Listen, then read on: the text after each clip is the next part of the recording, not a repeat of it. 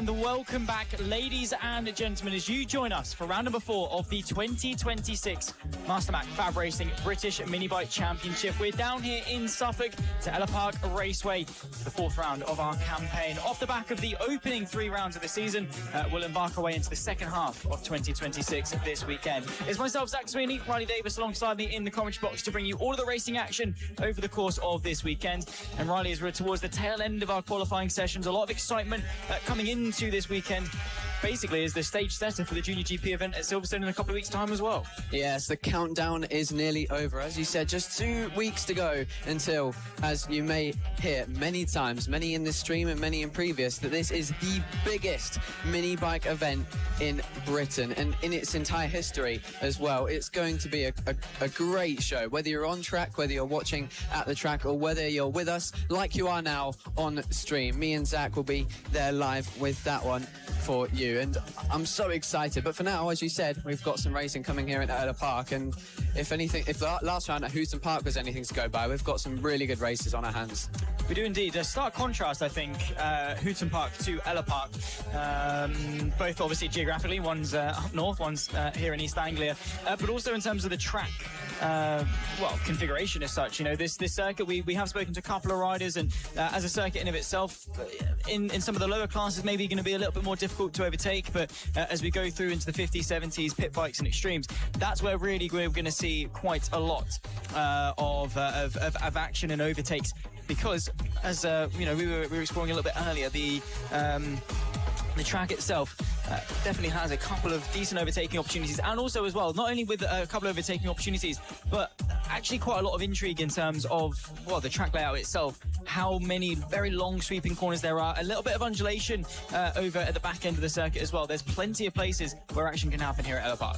Yeah, it's one of those tracks that have got everything going for it. It's going to be really interesting to see how different riders play to their different strengths. We've seen many different riders strong at Lydd and Clay Pigeon and also Hooton Park. So combining all of that, you've got a little bit of everything from all 3 of those tracks in here, because Ellough Park is quite a long lap compared to the previous 3 tracks we've had on the calendar. So I think we're going to see many mistakes being made, because it's, as I said, a long lap, so less time to focus on corners as you would a shorter track. But it's going to be a very big difference between how we see racing in the smaller bikes, the mini motos, and then as we gradually get to what you consider the medium-sized bikes of the 50s, maybe the 70s as well, and the Ovale 160s, and then you get to the considered bigger bikes, so the pit bike 140s and the stuff in the Extreme 200s. So when we spoke to Chris Wells earlier, of course, if you don't know, a legend, I guess you could say, in the pit bike 140 category,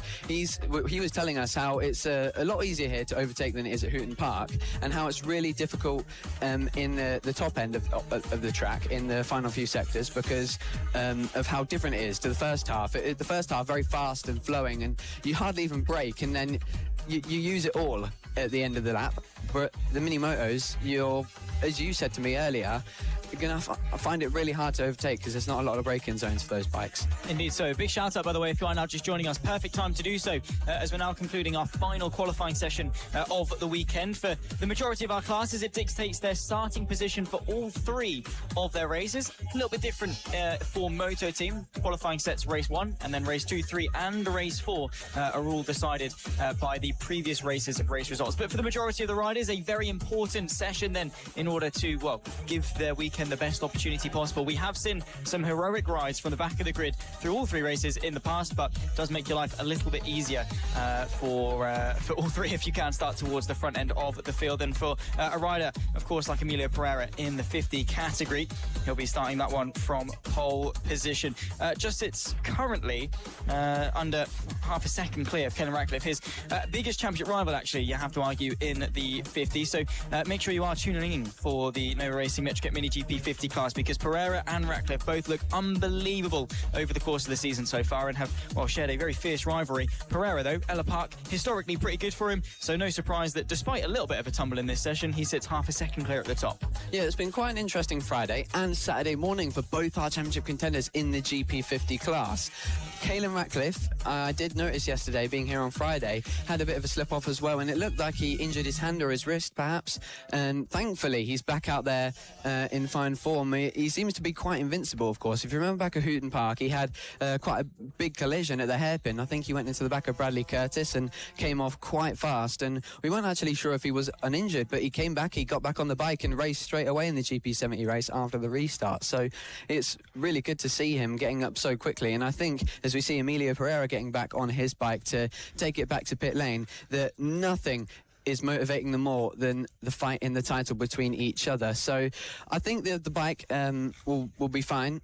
We've got quite a while until we get to GP50R or GP50, in which Emilio Pereira will be racing in. So I think they're going to be getting that bike all nicely sorted, and that metric at number 31 will be back out and ready to challenge for victory.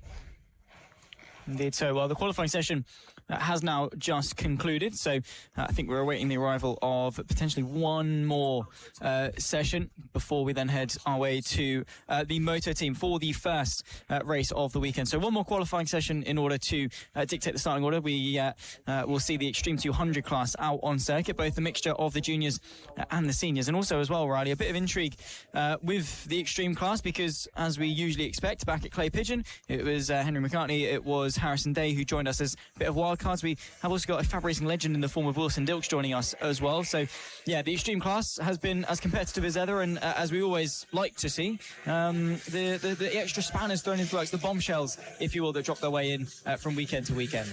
Yeah, and not just the riders being thrown into the mix as well, but the bikes also. You'll hear us talk a lot about the difference in machinery in Extreme 200, because in the name, it's extreme. There is such a vast majority of different motorcycles, which is really considered the anything goes class here in FAB Racing, because there's a maximum limit of 100cc for 2 strokes, and then I believe 180 for a 4-stroke. So you'll see Ovales, you'll see pit bikes. The 140 pit bikes in some cases. Some people use different bikes, like Jamie King, but others like Harrison Quincy would just be out there trying to get some more track time on their 140s. But then there'll be people on their GP70s, and as I formerly mentioned, Ovales, they'll usually be 160s. So that Tommy Keats, he'll be competing for the top 5 on that, and then people on pit bikes as well. But a bit of a different one from usually the 140s. You'll see 85 2-strokes. That's what Henry McCartney used at Clay Pigeon.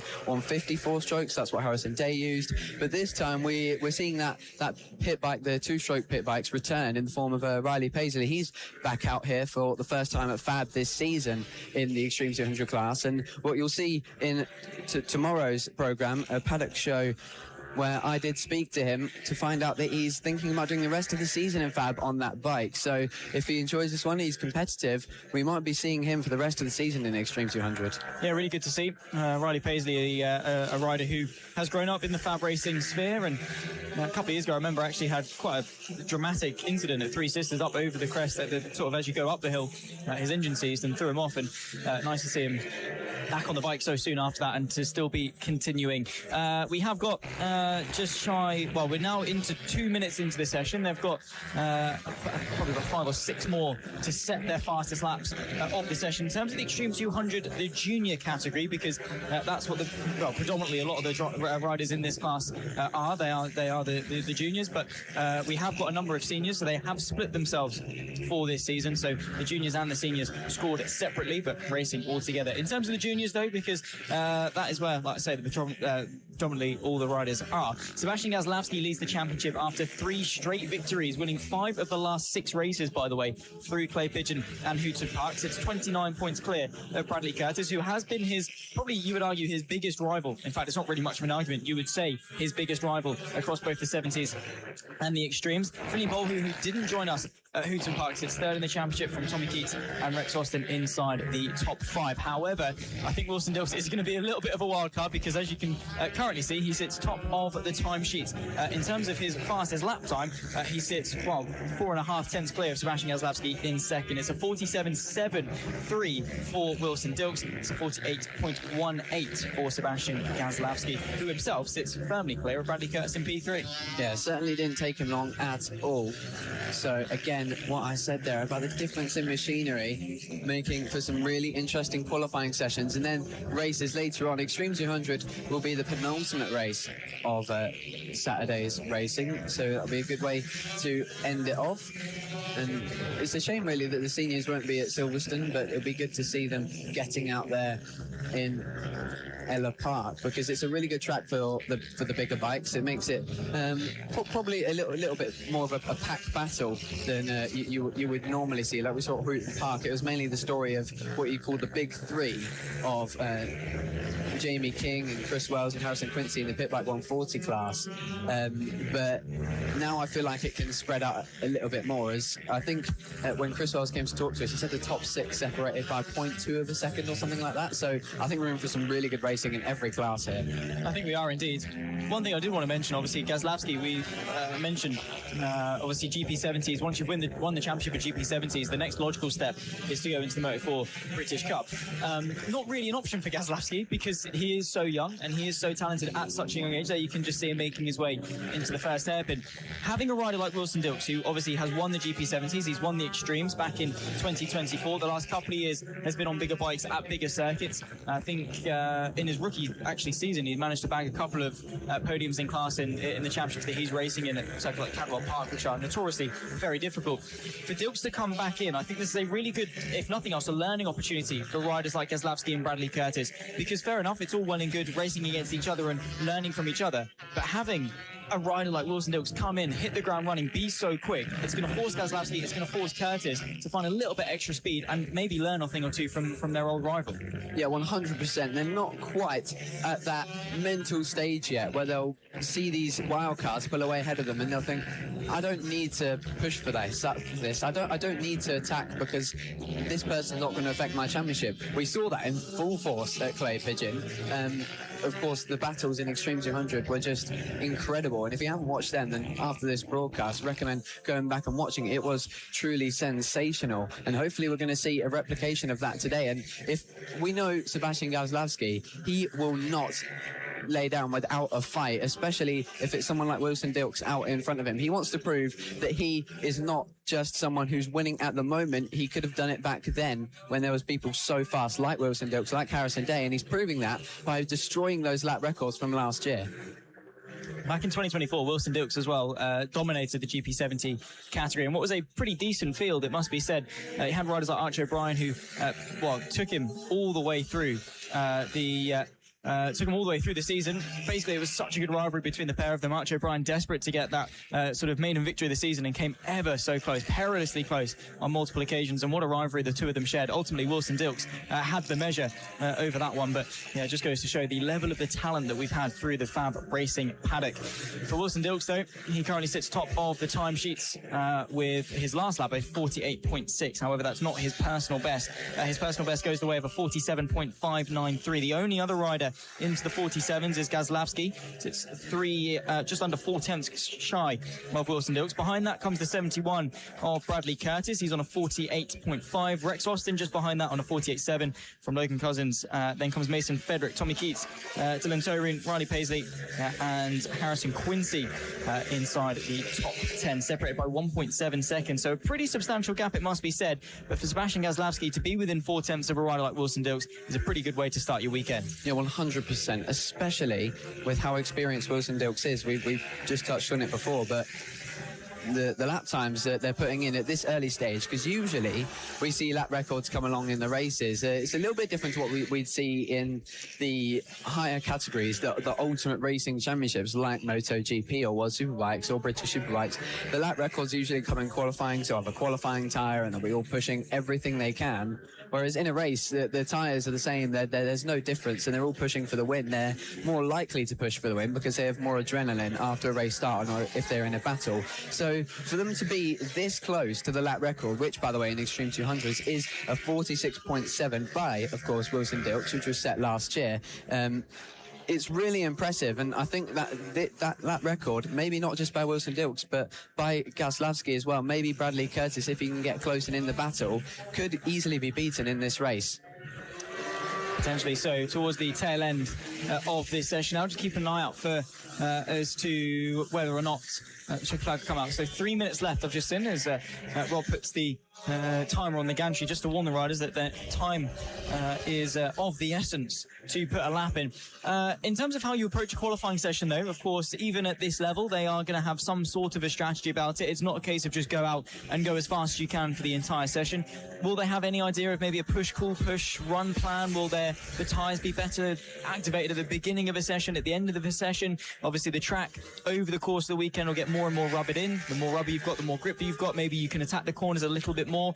How is probably the best way to approach the qualifying session? Have we already seen the fastest laps, or are they still to come in the next 2.5 minutes? No, the fastest laps are yet to come in the races, specifically tomorrow when they've got a little bit more track time in the races and they're more inclined to push. So I think it'll be really impressive to see a lap record happen this early on. It's definitely not out of the realms of possibility. That, as I said earlier, they're not too far off the lap record of Wilson Dilks, but the tyres are a little bit less of an important situation compared to when you get to more professional racing, like when these riders eventually progress into the Motor4 British Cup. That's really where they learn and craft those abilities. But for now, I think you're right about the track being rubbered down for this first race. They're going to be a little bit careful off the start, but by the time we get maybe 2 races out of the way, with all the qualifying sessions we've had on track beforehand and then the practice sessions all the way through yesterday, there's literally been hardly any time when there hasn't been bikes on track throughout both days. So I think there's plenty of rubber down for them to push on and perhaps see that lap record in the first race, especially since Extreme 200 is closer to the end of today's schedule. Exactly that. And also don't forget Ellough Park as well. The corporate carts, they're round for, well, as soon as we finish, actually, I think they get corporates out. So there's constantly rubber getting put down. I think last weekend they had Club 100 here as well. So again, a fleet of carts laying down the rubber for the bikes. And I don't know if you've noticed, Riley, it's been quite warm in the UK recently. Not too much rain to wash it all away. Hello and welcome, by the way, if you are now just joining us. About 2 minutes away from the start of the opening race of the weekend. That'll be the first of 4 for the Moto Team class, which definitely does look to be fired up in terms of the championship. And, well, all to come, really, in that regards. Well, you'll have to stick around and watch and find out as to how exciting the Moto Team Championship can be. In terms of this session, though, into the closing stages, still Wilson Dilks sits top of the timesheets with a 47.593 from Gazlowski and Curtis, who are separated, the 3 of them, by less than a second. Wilson Dilks, like I say, this time last year actually also did a wildcard entry at Ellough Park. Both races we had that weekend, the weekend was cut short on the Sunday ever so slightly. However, he did bag both race victories. I think he also did all 3 for the first round back in 2024. He might have also done it for the second time we visited Ellough Park back in 2024, if memory serves me correctly. Definitely wouldn't surprise me in the slightest. So clearly a circuit that he knows very, very well. He will take that pole position. Checker flag is out, and that brings an end to the final qualifying session of the weekend. The grids, of course, then are set, and Wilson Dilks will be on the pole position for all 3 of the extreme races this weekend. Yeah, great lap by Wilson Dilks to come back and stamp his authority here in Ellough Park and prove why he has those many championships to his name. But Sebastian Gazlowski will be challenging him for that one, and that is of no doubt.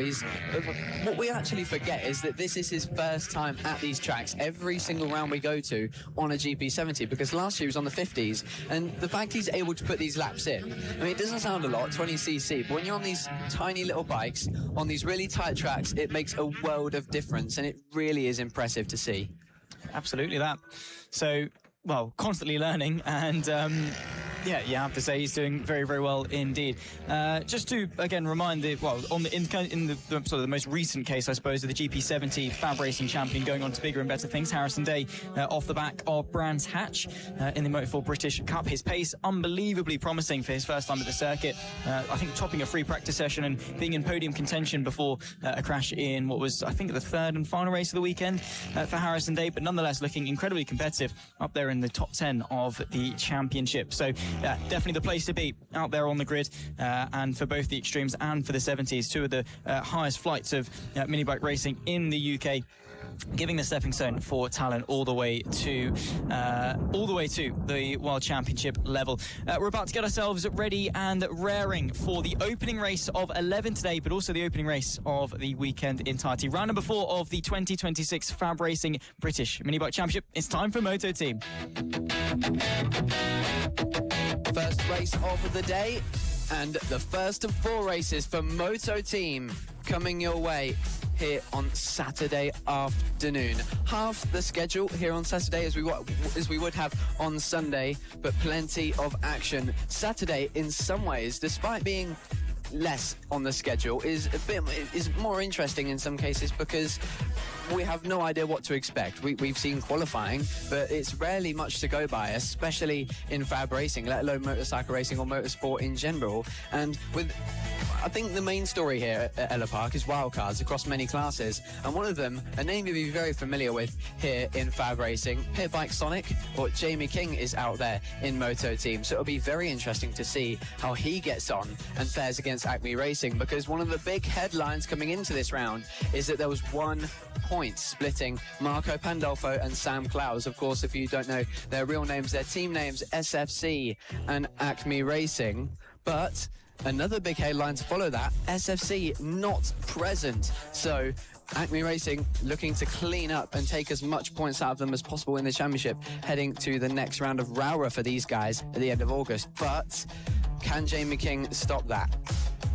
I mean, is it much of a question? Let's be honest. Jamie King, by the way, as you can see on his bike, basically this is his home circuit. He lives not too far away from Ellough Park, about 25 minutes or so down here in Suffolk. He is regularly here for their bike nights and a big sort of, not officially, but kind of an ambassador for the circuit in that regard. He's here almost here every weekend. So the expectation is on Jamie King to be quick around this circuit. Whether or not that's going to be the case remains to be seen.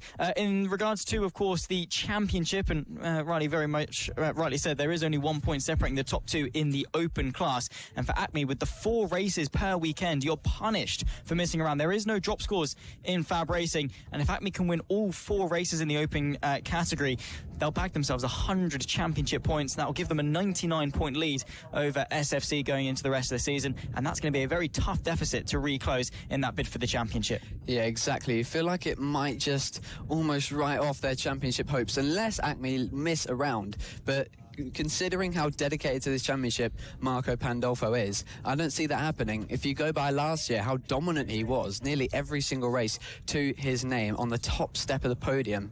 I don't know if it will be possible for SFC to respond, but if we've seen anything, to be honest, this season in Moto Team, is that anything can happen, especially when lap traffic comes into play. And Houghton Park was a big story of strategy with lap traffic, which will definitely make a difference at these fast corners at Ellough Park.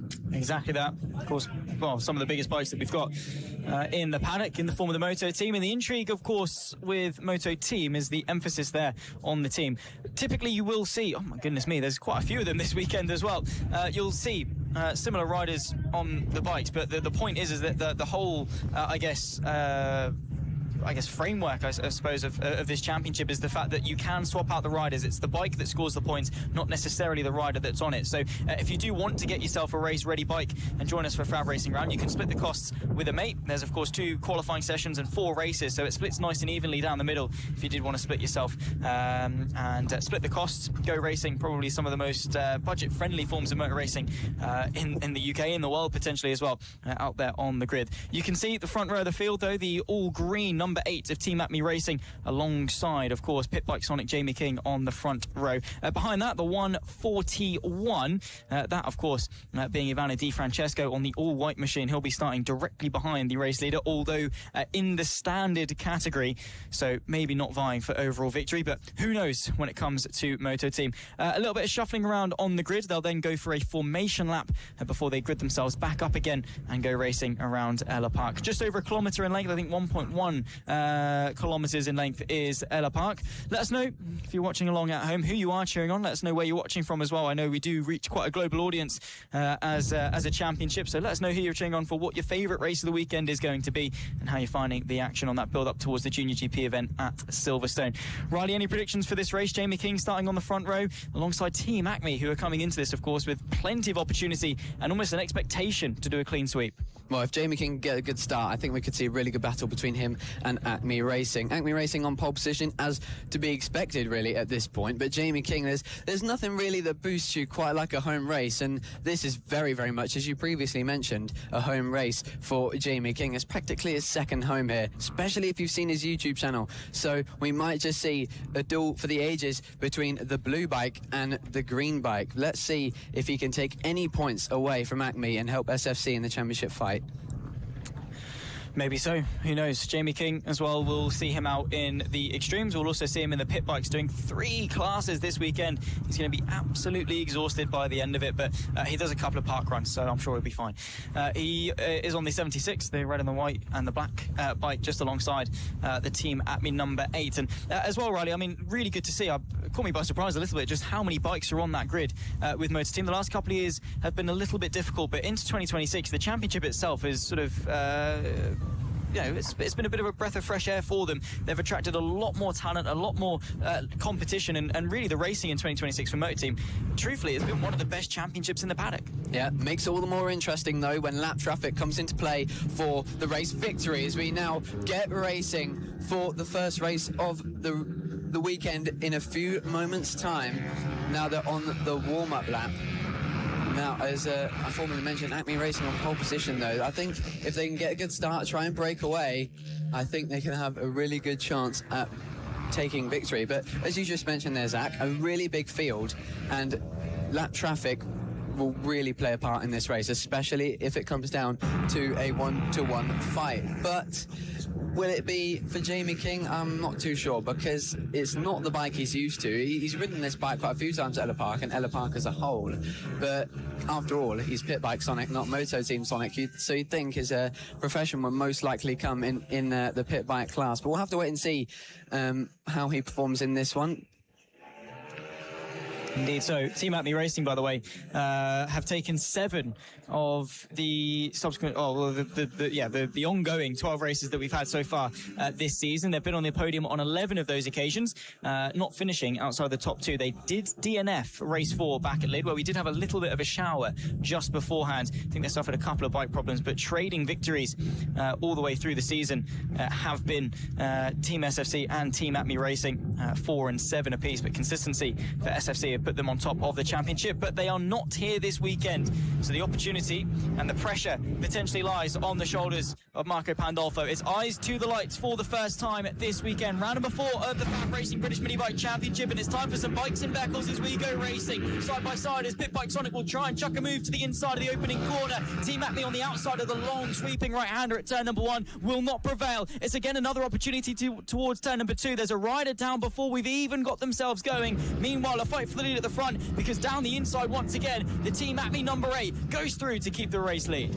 Quickly responded by Marco Pandolfo on the green machine in the lead. A brilliant move to get the lead back from Jamie King, and that's already putting on display what's so great about Ellough Park here. All sorts of different types of corners, making for such a big challenge on these big bikes. They might not be the biggest that we would see in engine displacement, but certainly the biggest in size, and the riders as well, really. Most of them adults. They're quite tall, so things are going to get really interesting as we progress through the race. Overtakes going to get a little bit rarer as the grid spreads out, but again, lap traffic can make the difference, and I think that's what Jamie King's waiting for. He's building into this, and he's waiting for a mistake at any point in time from Acme Racing. Yeah, he's got to be careful not to make one himself, though. Back in the pit bikes at Hooton Park, a couple of errors cost him victory on a couple of occasions, battling with Chris Wells and Harrison Quincy on a couple of occasions where victory seemed almost certain. End of the opening lap, by the way, and it's Team Acme Racing that lead the way from Jamie King. Then we're following the battle for third between Ivana Di Francesco and the number 20 of Thomas Dudson. So the battle for the overall podium there, and potentially also an intra-class battle between the two of them. Ivana Di Francesco battling in the standard with Thomas Dudson. So while yes, it's 3rd and 4th overall, it is actually for a class victory. There's the black and purple at number 20 of Thomas Dudson chasing after the all-white 141 of Ivana Di Francesco out and through the final corner. This long sweeping right-hander, which can actually catch you by surprise if you're not careful. It should be easily sort of continuously applying the throttle as you go around, but if you get a little bit wrong, get the line slightly wrong, very easy to slip that rear wheel and well, as we've seen on a couple of occasions, either slip the front or go flying.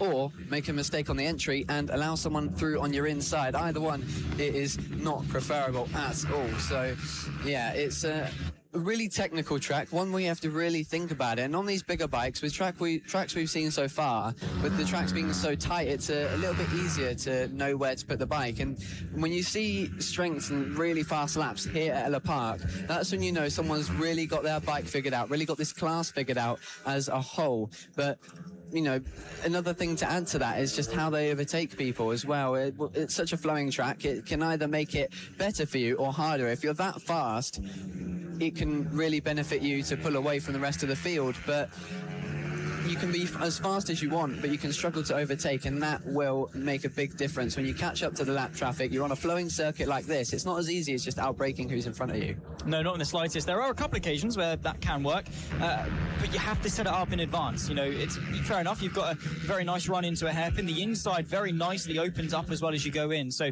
on a racing line and on a hot lap, you come off the back of tee number 2, the long right-hander, you bring it back all the way to the right-hand side, but in a race scenario, that inside opens up and can be an opportunity for a late dive to the inside. We saw it a couple of years ago, Lucas Brown on the inside of Jamie King in the pit bikes happen a number of times, and it can very easily catch you out. So that is one overtaking opportunity, but you're very right in saying that Ellough Park, you have to think methodically about the moves, you have to set them up. There are a couple of hard stops, but they are preceded by very flowy sections. So yeah, you do have to think quite meticulously about the moves that you make. 7 laps left to go though, and Team Acme still lead the way from the 76 of Jamie King, Ivana Di Francesco from Thomas Dudson, then comes Sam Sadler, Jack Van Eden from Mario Gelli, then comes George Knights, O'Keefe and Phil Joyce, up inside the top 10 actually for Phil Joyce, looking very, very nice indeed for the rider who on the 119, who has suffered a little bit so far this season. I think actually a top 10, yeah, bang on the money, exactly where he'd sort of expect to be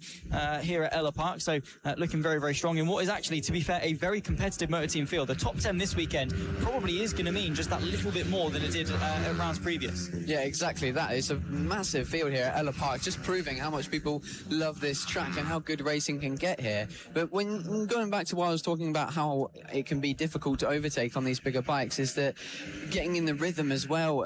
A fast and flowing track like this can make it, if you're much faster than the person in front of you, you can easily make a mistake trying not to hit them, because you're going to lose a lot more time if you run wide than you would, for example, Oulton Park, where you can easily square it off, get the exit and limit that damage. But here you can lose a lot in one corner. So they're all thinking about that, and I think that is what has happened to Jamie King, because he has dropped quite far down now, away from Acme Racing. Of course, still in second place, but the gap already starting to stretch out by a massive margin to Acme Racing ahead of him. But behind him, the battle for third place overall continues, but it's the story behind it that matters. The battle for the championship of the standard class, as Thomas Dudson chases down Ivano Di Francesco on the white number 141 machine.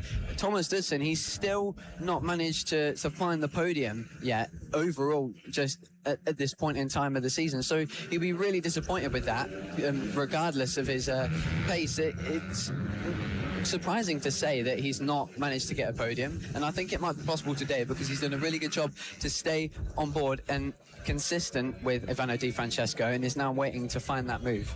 We saw a pretty close battle as well between Jack Van Eden and Mario Gelli, the 166 versus the 67. Jack Van Eden showing up as the 17 though on the timer screens, if you are following along on Speed Hive. But nonetheless, that was an inter-class battle, so no consequence in terms of the championship points. 5 laps left to go, and Team Acme are negotiating the first of some of the back markers, that being the number 3 of the gold member bike, the arrive and ride format for this season. Again, Moto Team, it's the bike that scores the points, not necessarily the rider, so it gives the opportunity for aspiring racers to jump on a bike, give it a go, and go racing. But there is your race leader, and to be honest, I mean, it's a bit of a tough weekend for Team Acme, because they could win so dominantly, and they are commanding this race. They can't really excel in terms of their standards, right? The standard that has been set for them this weekend is to go out there and win. Basically, all they're doing right now is making par. Yeah, no, to be honest, it kind of it would probably affect you mentally in that sense, just in terms of how you're enjoying the racing, because you haven't got that sparring partner there in terms of SFC.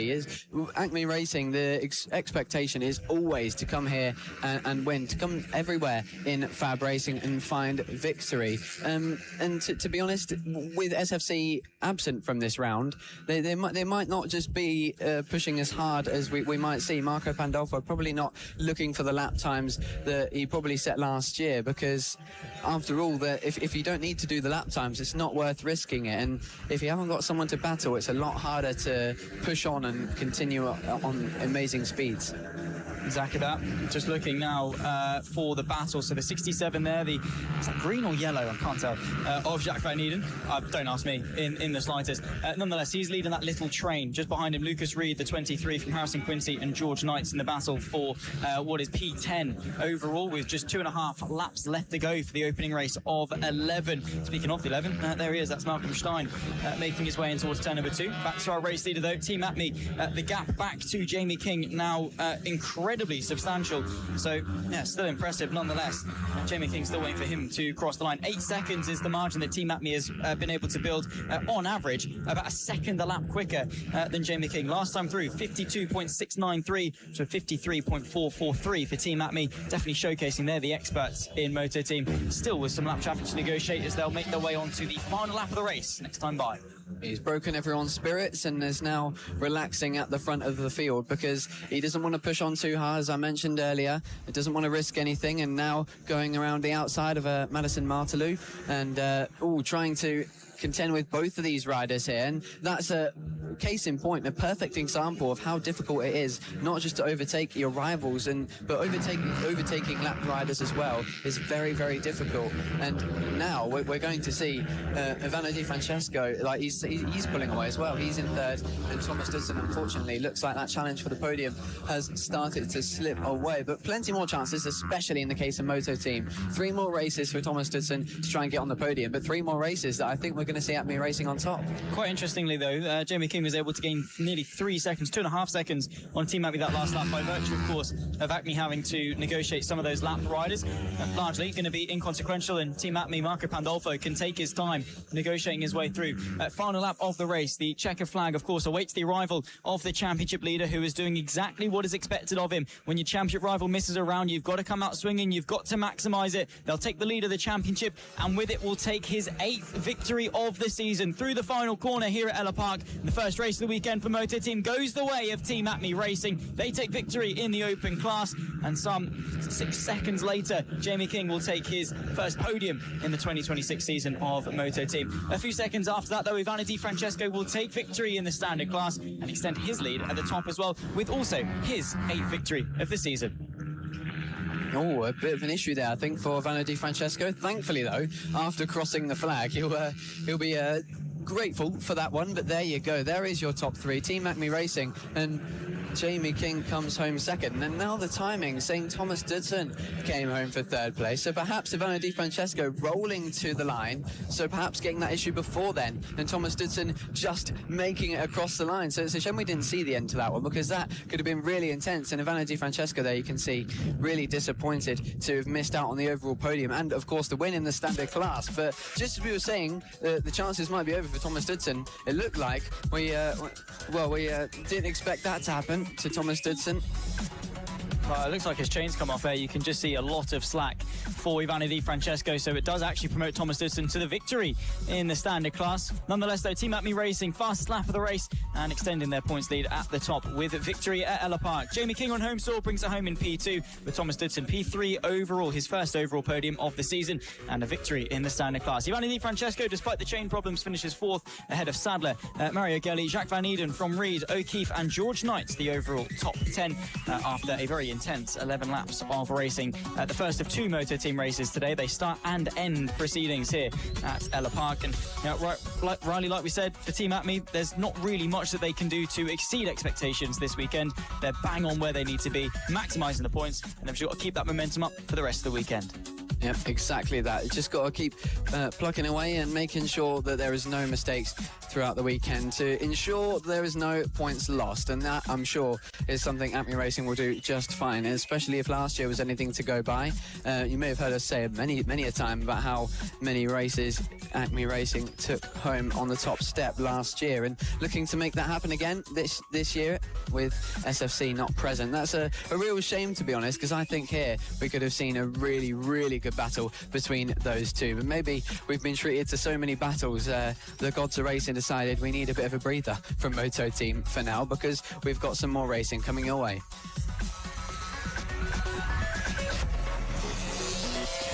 AC40 Pros will come the way of Fab Racing here at Ellough Park. Their first race of the weekend, brought to you, of course, by 2 Clicks Out, the sponsor of the AC40 Pro class. The top level of the AC40 categories here in Fab Racing, of course, mini motos. So we're going from the top to the bottom in the AC40s, from Pro to Inter, and then rookies as well. So mini motos on track at the moment as they get going for their warm-up. Only 4 riders out there this time, so that's a bit of a shame, but I'm sure we might be seeing a battle for the podium. One story that we know has been, well, quite prominent in this class is that Noah Barfoot has dominated quite commandingly, but the battles for the podium have not been too bad, have they? No, not at all.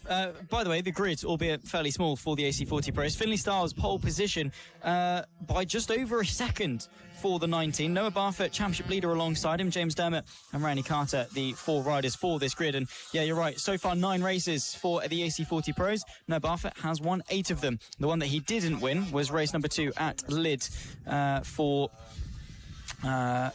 well, it was against Fair Velthausen, wasn't it? Of course, for Noah Barfoot. He finished P5 in that one. Fair Velthausen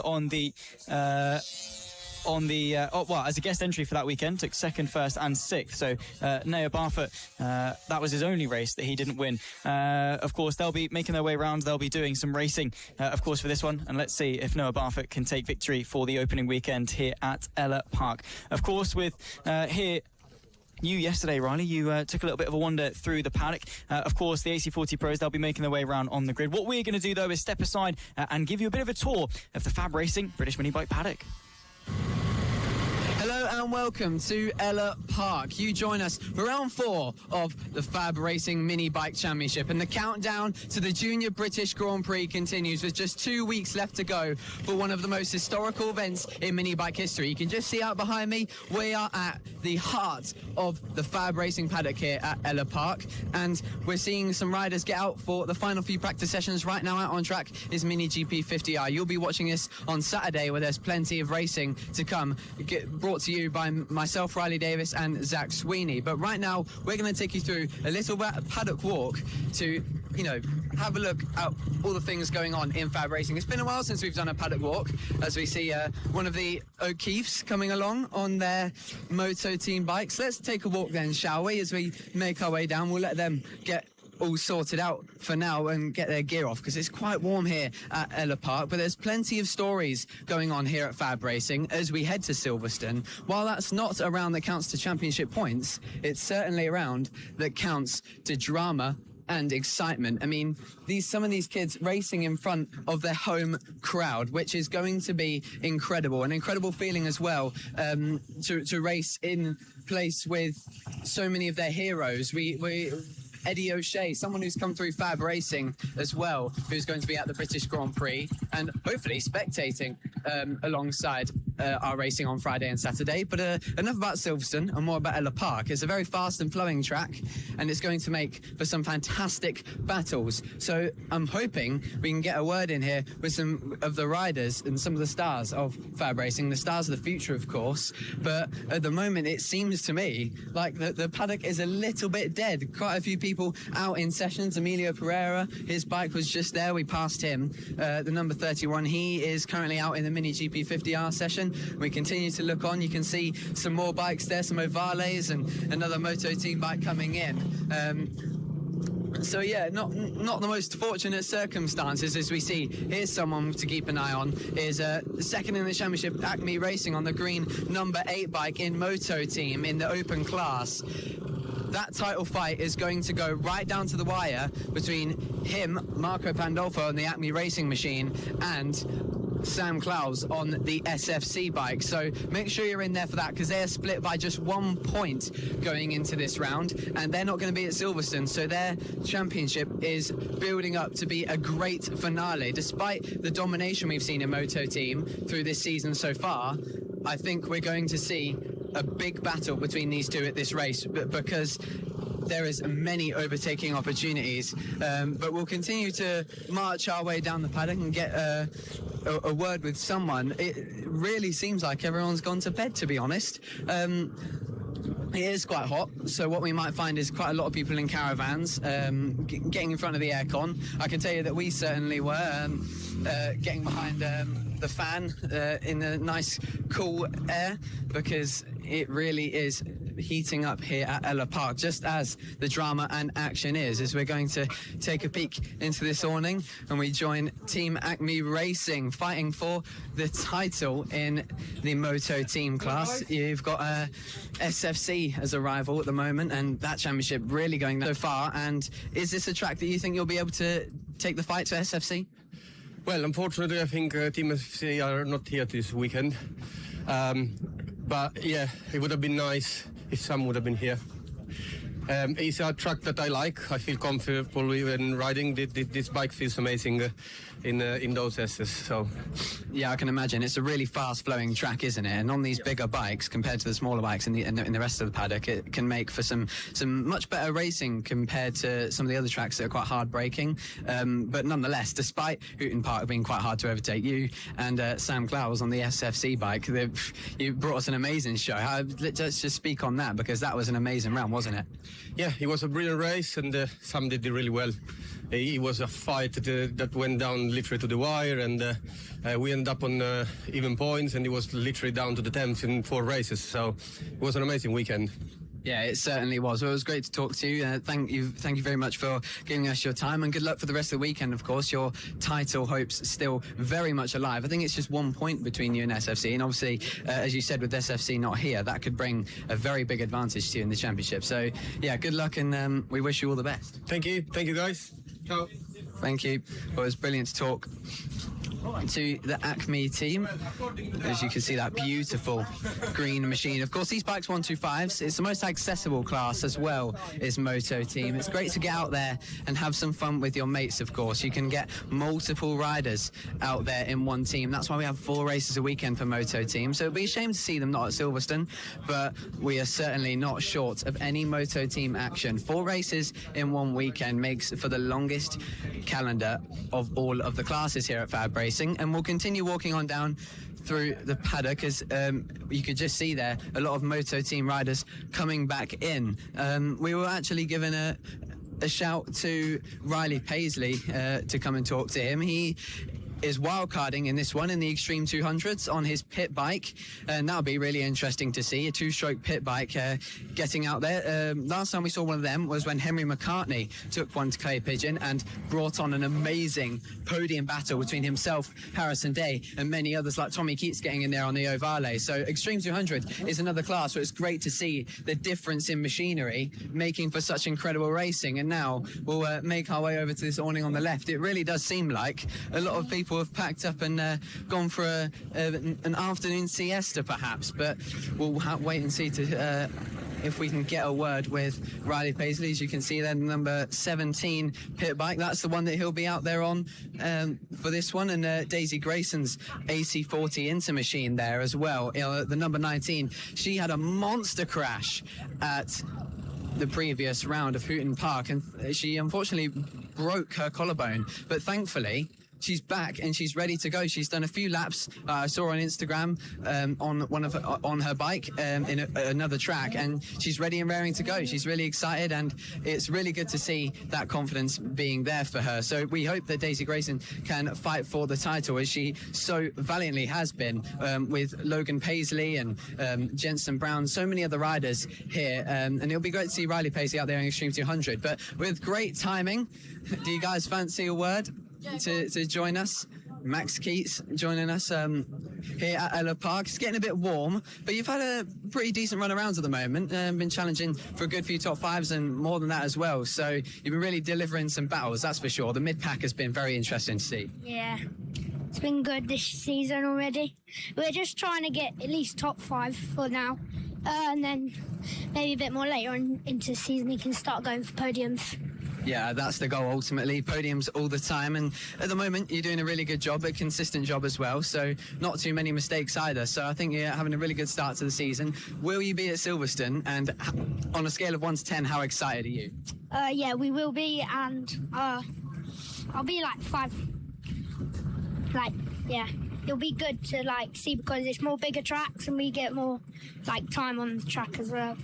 Yeah, of course, they'll be having the test on Monday as well, so that'll be good for you guys to learn the track. It's a really fast track as well, so a lot of people looking forward to it, like myself, commentating on it. I think it's going to be really interesting, but going back to Ellough Park, is this your favourite track, or is there another one that is on the calendar that takes your pick as the best? It's my second favourite track. My favourite is Clay Pigeon because I feel like it's got like, you know, like good overtaking positions as well, but same as here. Yeah, 100%.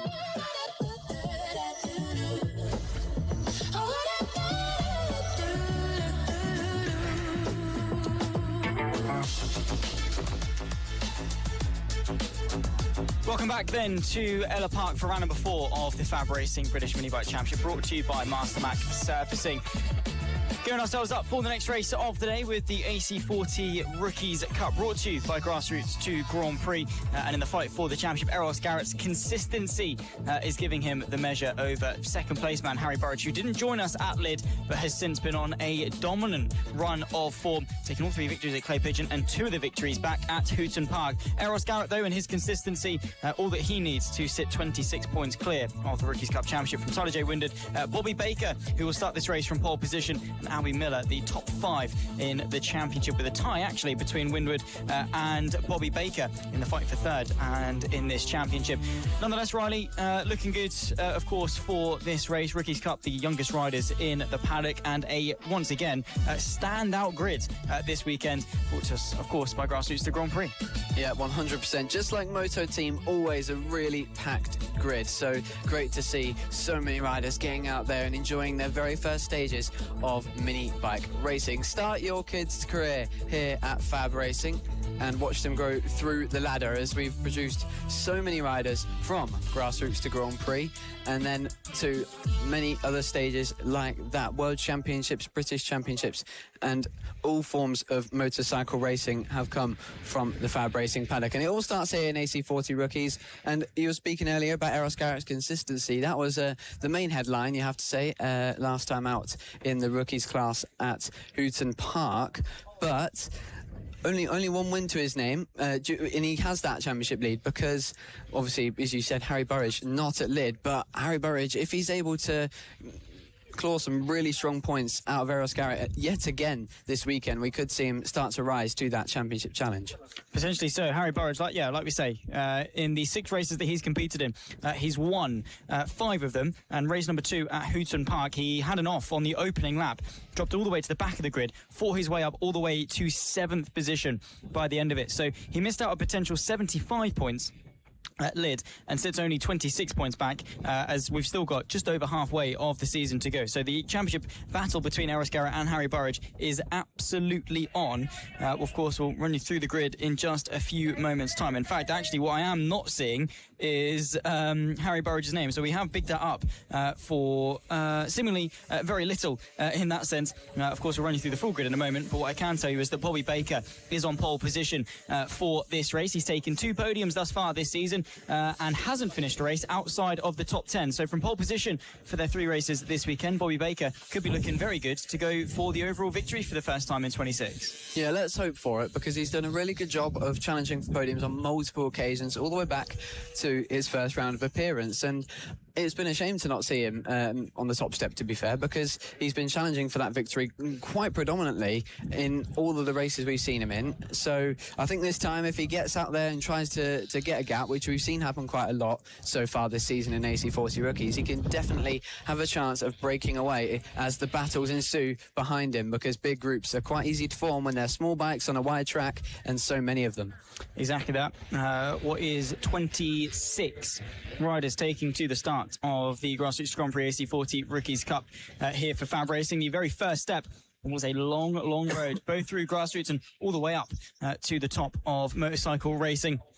And, well, previous champions, by the way, the Rookies Cup, include the likes of Nelly Nuth, vice champion back in 2024, Emilio Pereira, both of whom are racing in some of the top classes in FAB and, of course, getting themselves a lot of attention, of course, in UK media. We'll run you through the grid, though, as they're on their formation app. It's Bobby Baker, as we mentioned, on pole position. 4/10 clear at the top from Vinny Glossop in P2. Championship leader Eros Garrett alongside Theodore Ford, the second row of the grid with Grayson Mills and Louis Elimelech in P6. Hudson Heaps alongside Tyler J. Winded in P8 with Freddie Fletcher and Harley Spiller completing the top 10. Albie Miller alongside Alfie Spedding. Then comes Jack Irwin and Savannah Polden keeping each other company on row 7. Behind that comes Oscar Bond, Imogen Vivers, Ellie Kellett from Arlo Simmons. Then comes Albert Gazlowski, Theo Tyler, your top 20 with Charlie Skingle, William Green, Roman Hartle, Bradley Bannister from Courtney Spiller and Ayrton Oakley, the 26th and final rider to take to the start of this one. Now, interestingly, Riley, second, third and fourth separated by less than 0.2 of a second. This could be a fiery start to the AC40 Rookies Cup. Yeah, it certainly could be, and I think we'll see a lot of moves on the straights, that's for sure. These smaller bikes allow for a lot of slipstream, especially with how long the straight is. As they come to the grid now, for these small bikes, they basically have 2 straights, maybe even 3 here at Ellough Park. You have the one, of course, the start-finish straight. You have after turn 1. You have then at the end of that middle section, and then a 4th one as well before you get to the hairpin at the end of the lap. So that's going to make for where most of the overtaking opportunities will be for these AC40 rookies, to get in the slipstream and try and find themselves on the inside, the preferred line into the corner, rather than dive bombs on the brakes like we saw at Hooton. Potentially so. We'll have to wait and see. People are going to have to get creative. Rookies Cup, it's basically like what you were saying, sometimes just last-ditch moves to the inside, last-minute chucks, and just getting the bike to the apex first, minimising the amount of braking you have to do, because around the circuit like Ellough Park, it's not very much. Grassroots to Grand Prix brings you the AC40 Rookies Cup.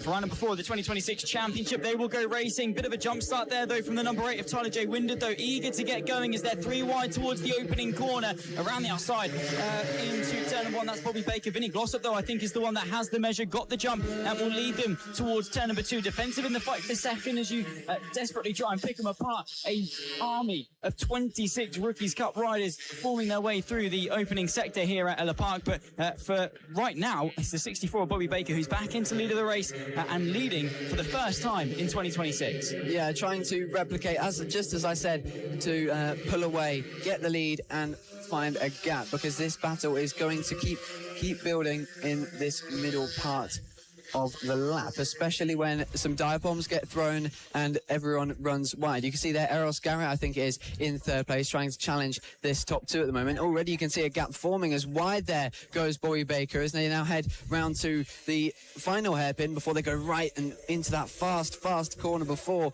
the start-finish straight. This is where overtakes can be made or overtakes can be conceded in this class. I formally mentioned slipstream, very important for these little bikes, as we now see. I think that's Tyler J. Winded going up the inside of one of the riders and now into the group to try and catch up to a few people ahead of them. And already we're seeing gaps forming, little duos, little trios in this race. Exactly that. Bobby Baker leads the opening lap of the race. Looking very, very good indeed, but closely followed by Vinny Glossop. So we'll take our way through and keep an eye on a very close battle at the front end of the field. Just getting word that Race Control have noted a couple of jump starts, most notably from the number 8 of Tyler J. Winded. No action confirmed just yet. We'll keep you up to date as we make our way through this race. 3 riders, though, involved in the fight for the lead. That, of course, being Baker, Glossop, and down the inside for the championship leader, Eros Garrett. Fights for second. Switchback is on there, though, as they'll try and negotiate their way into the final corner. Nicely done from Eros Garrett. Ascend down the inside on the brakes. We said overtaking was hard. He made that one look effortless. On to what will be 6 laps left to go across the line. It's actually the 61 of Vinny Glossop that leads Eros Garrett. Now Bobby Baker from pole down to P3. Yeah, that was an amazing manoeuvre from Eros Garrett to find himself in second place and back in contention for the race lead, trailing Vinny Glossop at this point in time, looking for a second win of the season and looking really aggressive on these opening laps as he prepares to line up a move onto, as I said, what is essentially their third straight here in the AC40 rookie class. He goes to the inside to defend, but finds on the outside Bobby Baker trying to find a way through, but that in turn puts him on the wrong line for the next corner, and back through goes Eros Garrett. So great defence there and great forward thinking from Eros Garrett to maintain that second position, but he might be under attack here at the corner where he made the move on Bobby Baker, but can't quite find a way through from Bobby Baker at this point in time, and it looks like Vinny Glossop under some pressure with 6 laps to go. Can he get into the slipstream and make the move down into turn 1?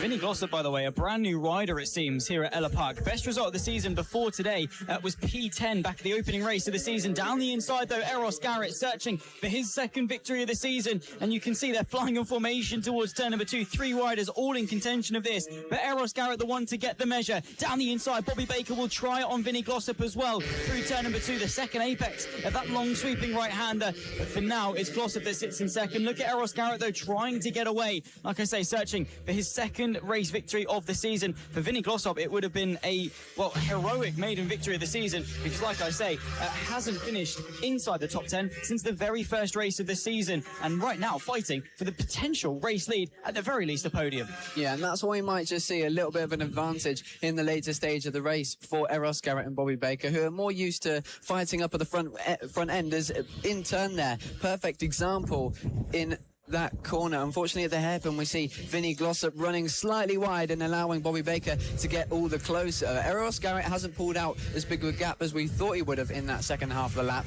I think he's just taking it easy for these next 4 laps. We did say earlier how the confidence will build as the weekend will go on, and confidence is really the thing that they develop the most here in AC40 rookies, but now that gap will look to be stretched out, and now Vinny Glossop possibly focusing on defending that P2 from Bobby Baker. Maybe so. Nonetheless, I mean, P2, P3, either way, it's your maiden podium of the season for Vinny Glossop, who in part, just to put it into perspective, 17th, 16th and 14th, so has only managed to score 16 championship points so far this season. With P2, he would double that in a single race. Bobby Baker, though, trying to make that not the case and looking for second position from what was a pole position start for Bobby Baker down the inside through what is the penultimate hairpin, tries to get the measure, but Vinny Glossop around the outside keeps the advantage. Eros Garrett still within touching distance, though, for these 2 riders. If they get caught up battling, they could miss an opportunity for the lead. Bobby Baker ducking underneath on the start-finish straight, but defensive there. Vinny Glossop towards the opening corner. It's going to be the long way around for the 64, who tries it, but in the end gets muscled wide by the 61. Yeah, that's exactly the way to go through at turn 1. Get in the slipstream, force the other rider out of your way and push them onto the wider line. But with how wide this track is, there is plenty of opportunities to make moves without losing too much time. And when you get into a battle, especially on these little bikes, especially for these younger riders, they're going to get more and more aggressive. They're going to push harder to try and escape the rider behind them or catch the rider in front of them, and that's exactly what we're seeing now. That little battle of Bobby Baker has woken up Vinny Glossop and made him realise that his first victory, let alone his first podium, is still on the cards here at Ellough Park, and he looks to kick off this weekend with the highest points available. Can he challenge Eros Garrett with 2 and a bit laps to go? He continues to run wide there, but responds with a tight line and a defensive line, but it might have ended up putting Bobby Baker back in his slipstream. But more lap traffic coming the way of Eros Garrett. Can we see a 3-rider duel now for victory on the penultimate lap? Pick him out as Eros Garrett diets his way through the traffic up and underneath them as well. Bobby Baker still in contention, so the all-black 84 followed by the black and yellow 64 of Bobby Baker. Then, of course, comes the red and white number 61 of Vinny Glossop. So P1, P2, P3 separated by virtually nothing, still darting their way through traffic. A lap and a half left to go. Eros Garrett under pressure here, and this could go any which way still with just over a mile of racing remaining.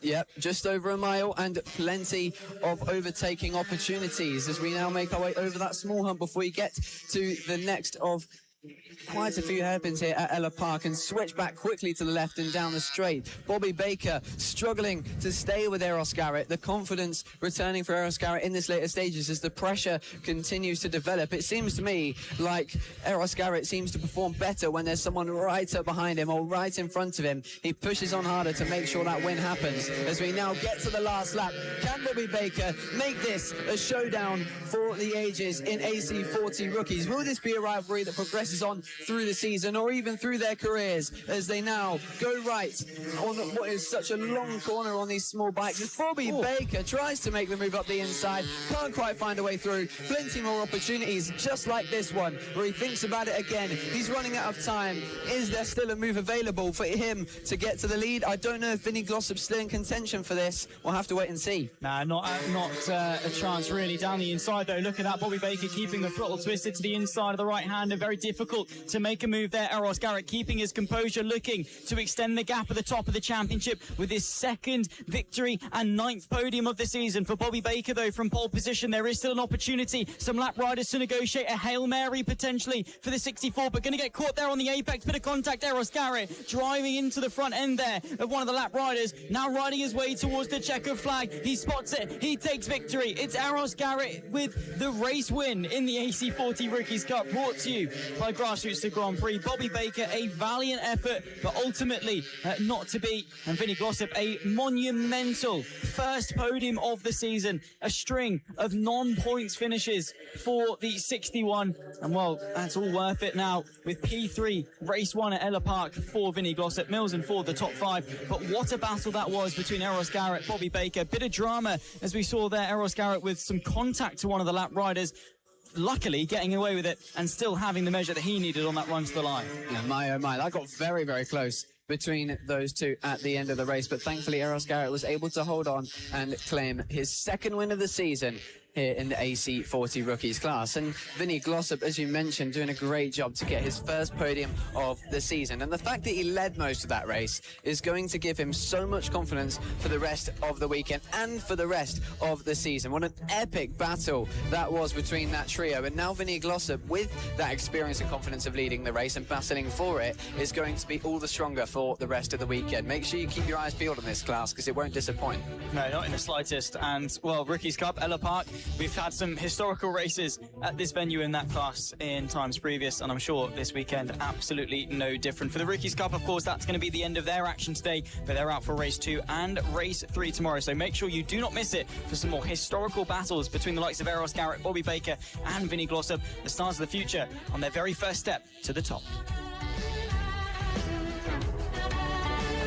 And now we move to the final AC40 class in FAB-Racing, the AC40 Interclass, sponsored by LS2 helmets. Now this one, Zach, has been cinematic across the season. So many moments of drama, so many amazing overtakes, and so many contenders as well. Jensen Brown, you think back to Lydon, how fast he was, taking, I believe, all 3 wins in that weekend, and then hasn't returned to the top step since. But in his place, Austin Baton came along, dominated so many races, but then he found Albie Stone for company, Logan Paisley, Daisy Grayson, and despite her crash, she's got a story to tell. In only 4 weeks after breaking her collarbone, returns and wants to continue that championship fight. We've got so many names in this, and we're promised an amazing battle, not just for now, but for the rest of the season.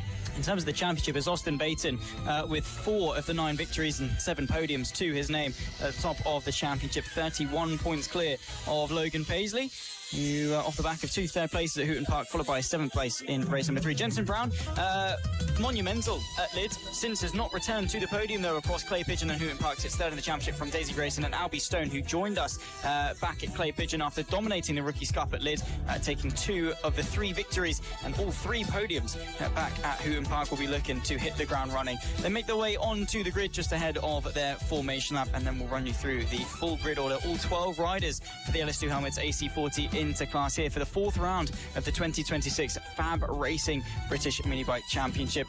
Well, let's find out. You said it was quite cinematic. Let's see what Hollywood has got in store for us here for the Inters.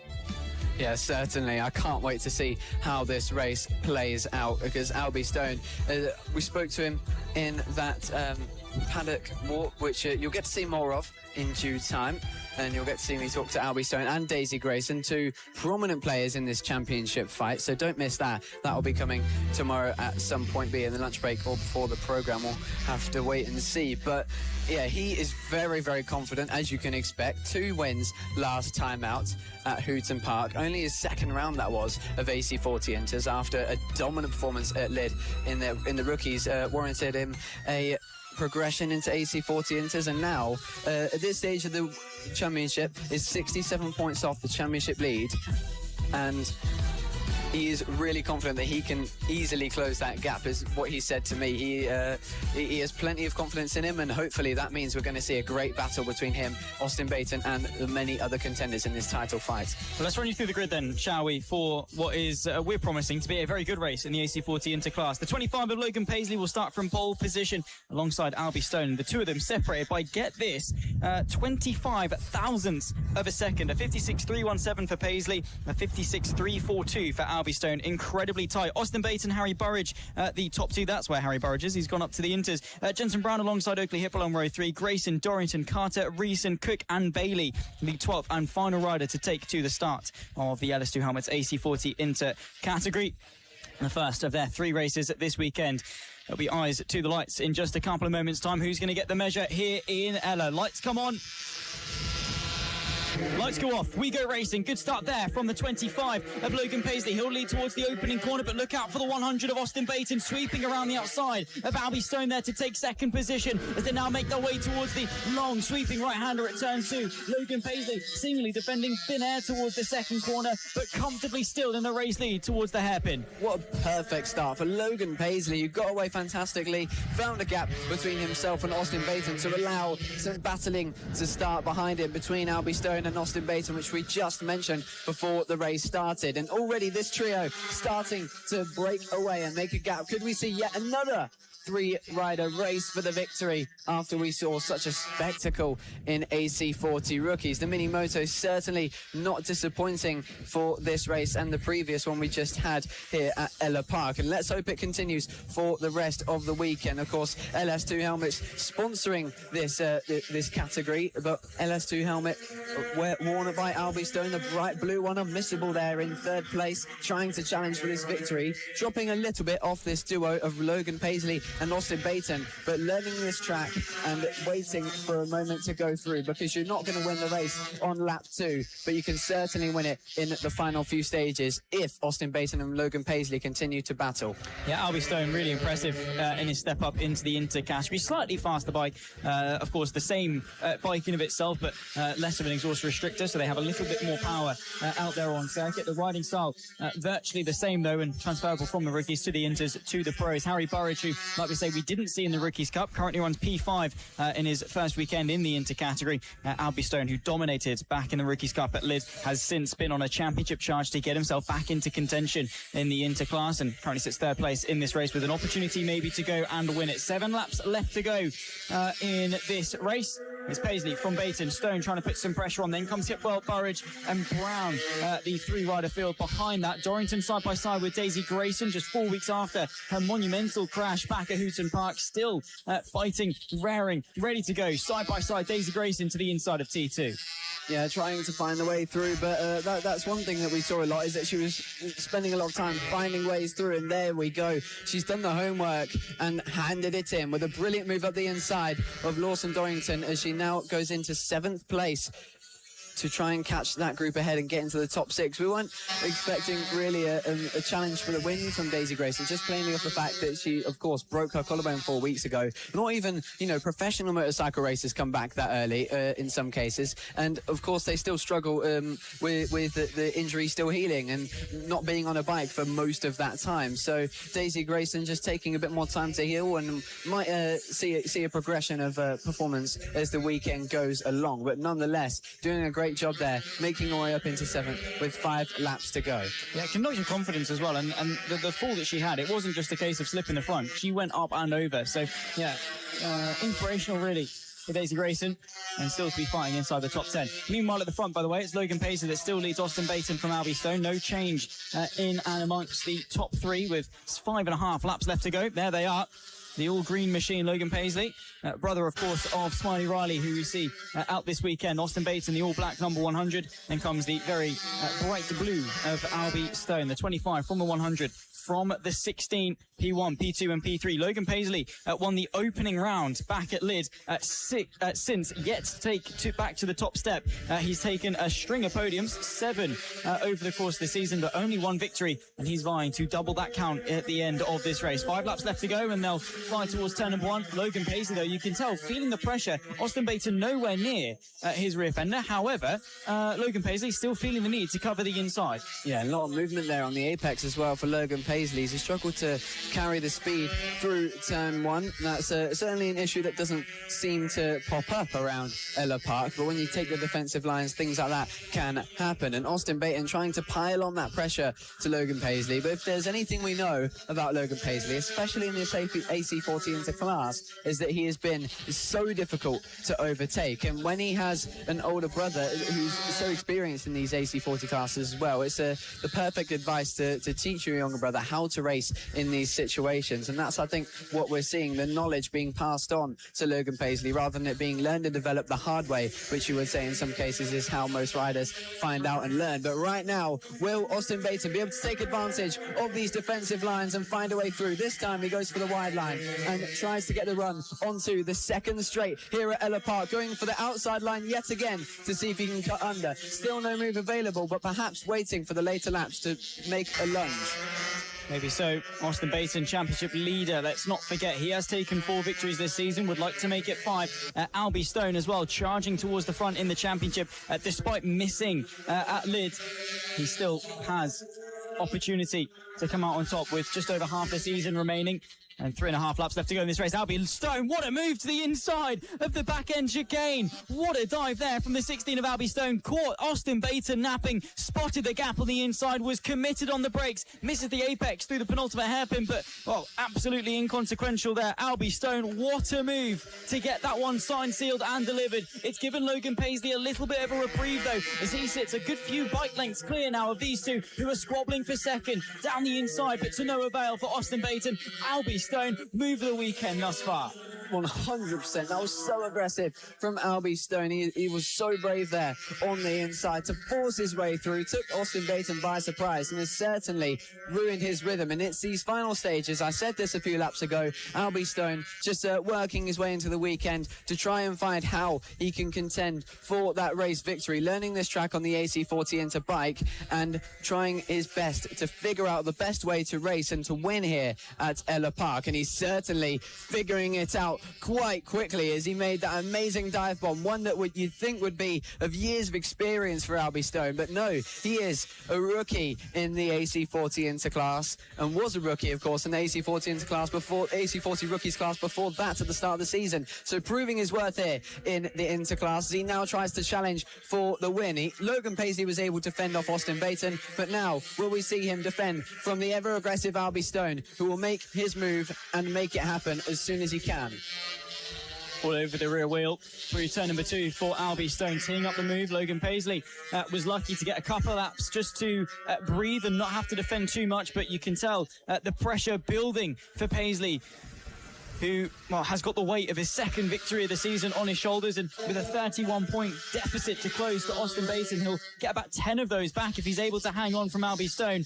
But anything can happen with a lap left to go at the line. Inside line maybe for Logan Paisley. He defends into the penultimate corner. Albie Stone tries to get the up, tries to get the under.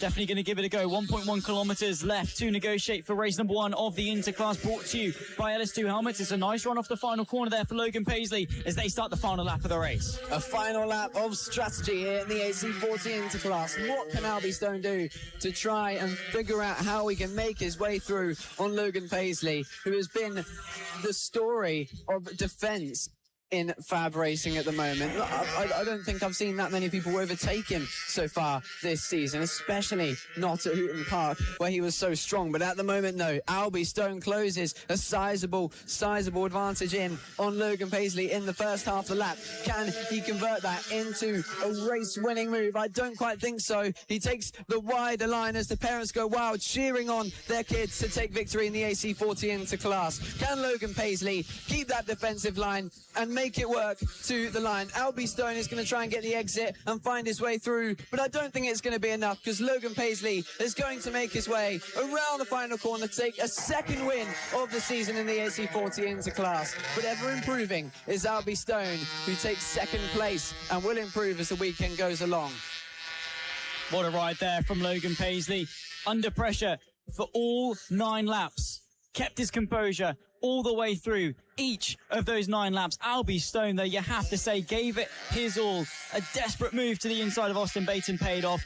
Ultimately, did not get the opportunity to contend for the lead. For both Paisley and for Stone, it's crucial points in the championship, chipping away at Austin Baton, who brings home his 8th podium of the season from the, well, thus far, 10 races they've competed in. Austin Baton, you have to say, he's got a championship to defend. He's not going to take too many risks because I'd rather consolidate P3 than fall off and potentially lose a hell of a lot more points than that. But for Logan Paisley, it's a crucial start back in the championship, and from pole position did exactly what he expected to go and do. And, well, a nice victory, and once again, a very nice race at Ellough Park, giving us the action here, even on the smaller bikes, which we predicted were going to be a little bit more processional. Not the case at all across the rookies and the Inters. Yeah, of course, it was so good to see such aggressive podium battles. It was perfectly structured, that race, from Logan Paisley. Okay, we didn't see him move for the lead, but he did that so well, where he kept them honest, he kept them thinking that they had a chance, but just pulled out enough of a gap to stop a move from being made at any point in time. So the pressure wasn't as much on him because he didn't have a big lead. He wasn't setting fastest lap after fastest lap. He just rode his race perfectly, and that's why it looked like Albie Stone and Austin Baton behind him had so much more pace. But it's just because Logan Paisley, had so much pace that he didn't need to push that hard. He was just doing his own thing, and eventually that got him to the race victory. A really good performance from him. Indeed so. Well, for the AC40 Interclass, brought to you by LS2 Helmets for their Saturday action, that is going to be it. But do not miss them tomorrow for race 2 and race 3 as we head into the second half of 2026. And now we move on to the Mini GP50R class. As we move to bigger bikes here in FAB-Racing, you call this really the middle stage of the young riders' careers. This is the mixed class. Don't get it confused with the GP50 class, which is solely the Metrikit 50. This is the Metrikit GP50s, the 2 strokes, versus the Ovales. These tend to be 144 strokes. These make for some amazing racing. And recently, we've seen the Ovales make the most dominant performances, but I think with this more flowy track, we can see the 2 strokes stay longer above the power band because there's not as many tight corners. It can make for a big advantage on the corner speed as well. But down into that hairpin, the Ovales, they'll be sending as much dives as they can. In terms of the championship, though, by the way, Emilio Pereira leading it, 158 points to his name. Mason Fedrick, though, despite missing lid, has won, 5 of the 6 races he's competed in. He's not finished outside of the top 2 and sits just 13 points behind Emilio Pereira, who retired the final race at Hooton Park. He was back on the bike, I think the weekend after at Hooton Park, set it was a lap record and a PB, actually, for Emilio Pereira. So constantly grafting, constantly finding pace, getting an excuse to be on the bike, learning with every single round that he goes to. And that's the mindset that you need to go all the way to the top. So I'm sure he's going to be raring to go here at Ellough Park. But yeah, with Mason Fedrick, a rider as good as him directly on his tail. Of course, Bo Morris completes the top 3 with 2 podiums to his name. Jensen Ansel as well. A win, a second, and a retirement at Hooton Park. At the very least, he did get the win and will be looking to climb his way up from 4th place in the championship. Tommy Williams, the top 5 in the Mini GP50R category. Let us know who you're supporting, though. If you are now just joining us, a big hello and welcome. You join us here down in Suffolk for Ellough Park Raceway for round number 4 of the FAB-Racing British Minibike Championship in 2026. Let us know who you're cheering on for, where you're watching from, and what you're most looking forward to over the course of the weekend. Will we see you at the Junior GP event at Silverstone at the beginning of August? Let us know if you are coming along, of course, to Kart Silverstone. They'll roll their way on to the grid, then they'll get their formation lap, and then we go racing for the Mini GP50R category. For Emilio Pereira, he had an off, let's not forget, in qualifying. he needs to rebuild that confidence and, well, find that rhythm to go for victory once again. Yeah, and I'll tell you what, though, one thing we've learned this season, of anything in the whole of the FAB-Racing paddock, is that the confidence after a tip-off for Emilio Pereira does not take very long to build back up. I reckon that confidence is already back. He's done 2 corners of the sighting lap, and that's it. There we go. It's back. Because Emilio Pereira has been so impressive this season in both classes he races in. He's been flying the flag for the Metrokit bikes in the 50R class. Despite the dominance of the 4-strokes, he's been able to be up there in the podium fights. And of course, no story needs to be told of the GP50 class if you've seen it, because it is just incredible. And you make sure you tune in for that one later on and for tomorrow. But for now, we've got 50Rs coming your way. Let's see if the Metrokits can take it to the Ovales and make a good battle here at Ellough Park. Big shout out, of course, to Tony the Marshal that, well, travels around with the FAB-Racing circus each and every single round. Big thank you, of course, to all of the FAB-Racing staff, and logistically a very difficult thing to do, and grateful to their efforts and, of course, their services to young riders over the last, well, over a decade.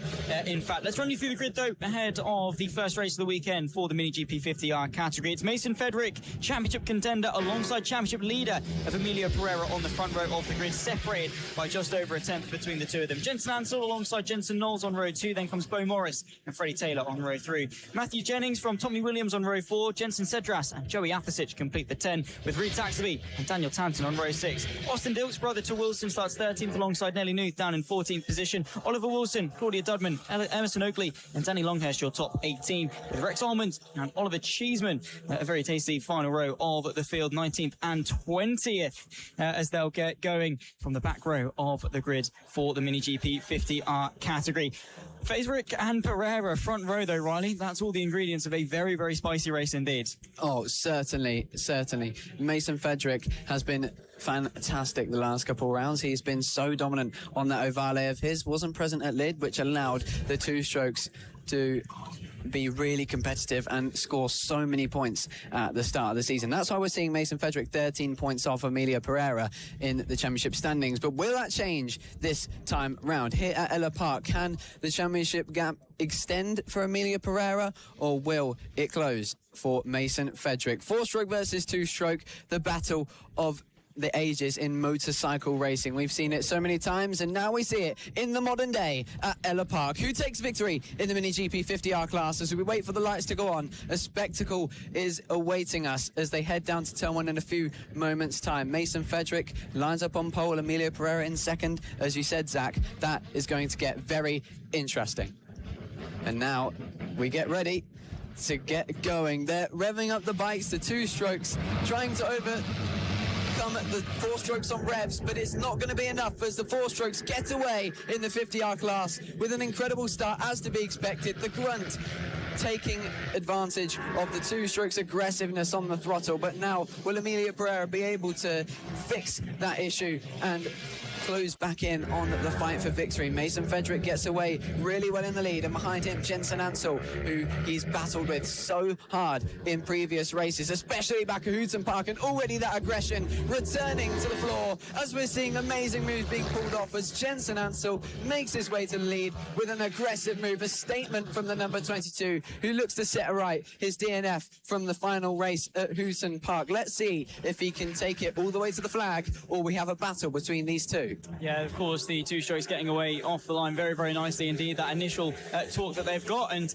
well, freight training Emilio Pereira down to 4th position. What a move that was, though, from Jensen Ansell to the left-hander. A very fast sequence at Ellough Park, through the left, through the right, over the crest and into the chicane. Very risky to go for a dive there, but he's made it work. Mason Frederick now drops to 2nd. Of course, has got a championship burden on his shoulders and knows that he needs to maximise the points at every single round. But with Emilio Pereira down in 4th position, in fact, even lower than that, I think it's just a bit of a timing error. He is running 4th place on the road, just in behind Jensen Knowles in 3rd. But for, of course, Frederick, he's going to want to maximise his points advantage and could actually take the lead in the championship at the end of this race. 10 laps left to go. Emilio Pereira on the rear end of Knowles. Meanwhile, Frederick on the back end of Ansel. Two of our championship rivals, in fact, both of our championship rivals, having to contend with their own respective Jensen. One of them, though, for the race lead, the 22 across the line with 9 laps left to go. Mason Frederick down the inside to try and take the lead, but to no avail on that occasion. Wow, that was a brave manoeuvre for Mason Frederick. Couldn't quite pull it off just yet, but there are so many opportunities for him left as we still have 9 laps to go, and unfortunately, opportunities running out of a good result from Bo Morris. What a shame for him as his metric kit goes down at the first corner. He's been having such a consistent season here, especially in the 50R class, and his battles with Tommy Williams as well. But here we go, the battle for the lead though turns into a leading situation for Mason Frederick, who sends the move to the inside, replicating what we saw from Albie Stone in the AC40 Inter race, and takes the lead with 9 laps left. Can he pull away and make a gap like he has in previous races, or can Jensen Ansel respond with what he's learnt with at Hooton Park? And it's great to see Jensen Knowles back as well. First time we've seen him since Lid, and if you were watching Lid, you'll remember the incredible save he had coming out of the first chicane at the start of the lap. It was truly sensational. Let's hope this time round he doesn't have as much scary moments as that, because yeah, that was incredible for him to save that, and you don't quite get that many lucky moments to save across a season. But at the moment, Emilio Pereira trying his best to close that gap, but Jensen Knowles, that 4-stroke Ovale, seeming to just have the advantage on those tighter corners and pulling away from the number 31. Yep, Emilio Pereira all over his rear wheel through the penultimate hairpin. Of course, 7 laps to go at the line. In fact, 8 laps left to go. I think Frederick and Ansel that far in front of these two. Already ticked it off to 7 left to go. Of course, if you have got an Avali and you want to join us for the Junior GP event at Silverstone, entries are going thick and fast. So join us on the grid at what will be a historic event for mini bike racing on the biggest stage you could ask for these young, talented riders. Mason Frederick leads Jensen Ansel by 0.2 of a second. Following the battle for the podium, though, championship leader Emilio Pereira. Well, for how much longer will the 31 stay in control of the 50R category? Of course, a Metrikit fighting with the Avalis at the front end of the field. It's an uphill battle at certain circuits for Emilio Pereira, but right now he's still in contention for that overall podium. Inside line potentially towards the penultimate hairpin, but not quite close enough as we tick our way into 6 laps left to go at the line. Yeah, he'll be looking to try and get the run as we see him setting up there, the wide line to cut back onto the straight and get a run down to turn 1 and see if he can make a move, because defensive is Jensen Knowles into turn 1, and now Emilio Pereira is going to go wider to give him more time to get on the power and maybe through into this next corner. Can't quite find the way through yet. It's not an easy place to overtake, especially since it's such a long corner. It's quite easy to run out wide and find your rival back up the inside. So Emilio Pereira showing how knowledgeable he is with his racecraft, as it looks like Jensen Knowles under a lot of pressure, looking back many times in the last 2 laps just to make sure that Emilio Pereira is still there or not. And if he keeps looking back, he might actually look back and find Emilio Pereira up the inside. That's certainly something that he will know based on their amazing battles we saw back at Lid. Well, the race is in front of you, though, so you don't want to focus too much on what's going on behind you. Have an awareness. Of course, they don't have mirrors on these bikes, so they do have to occasionally look over their shoulder, but the more you're focusing on what's behind you,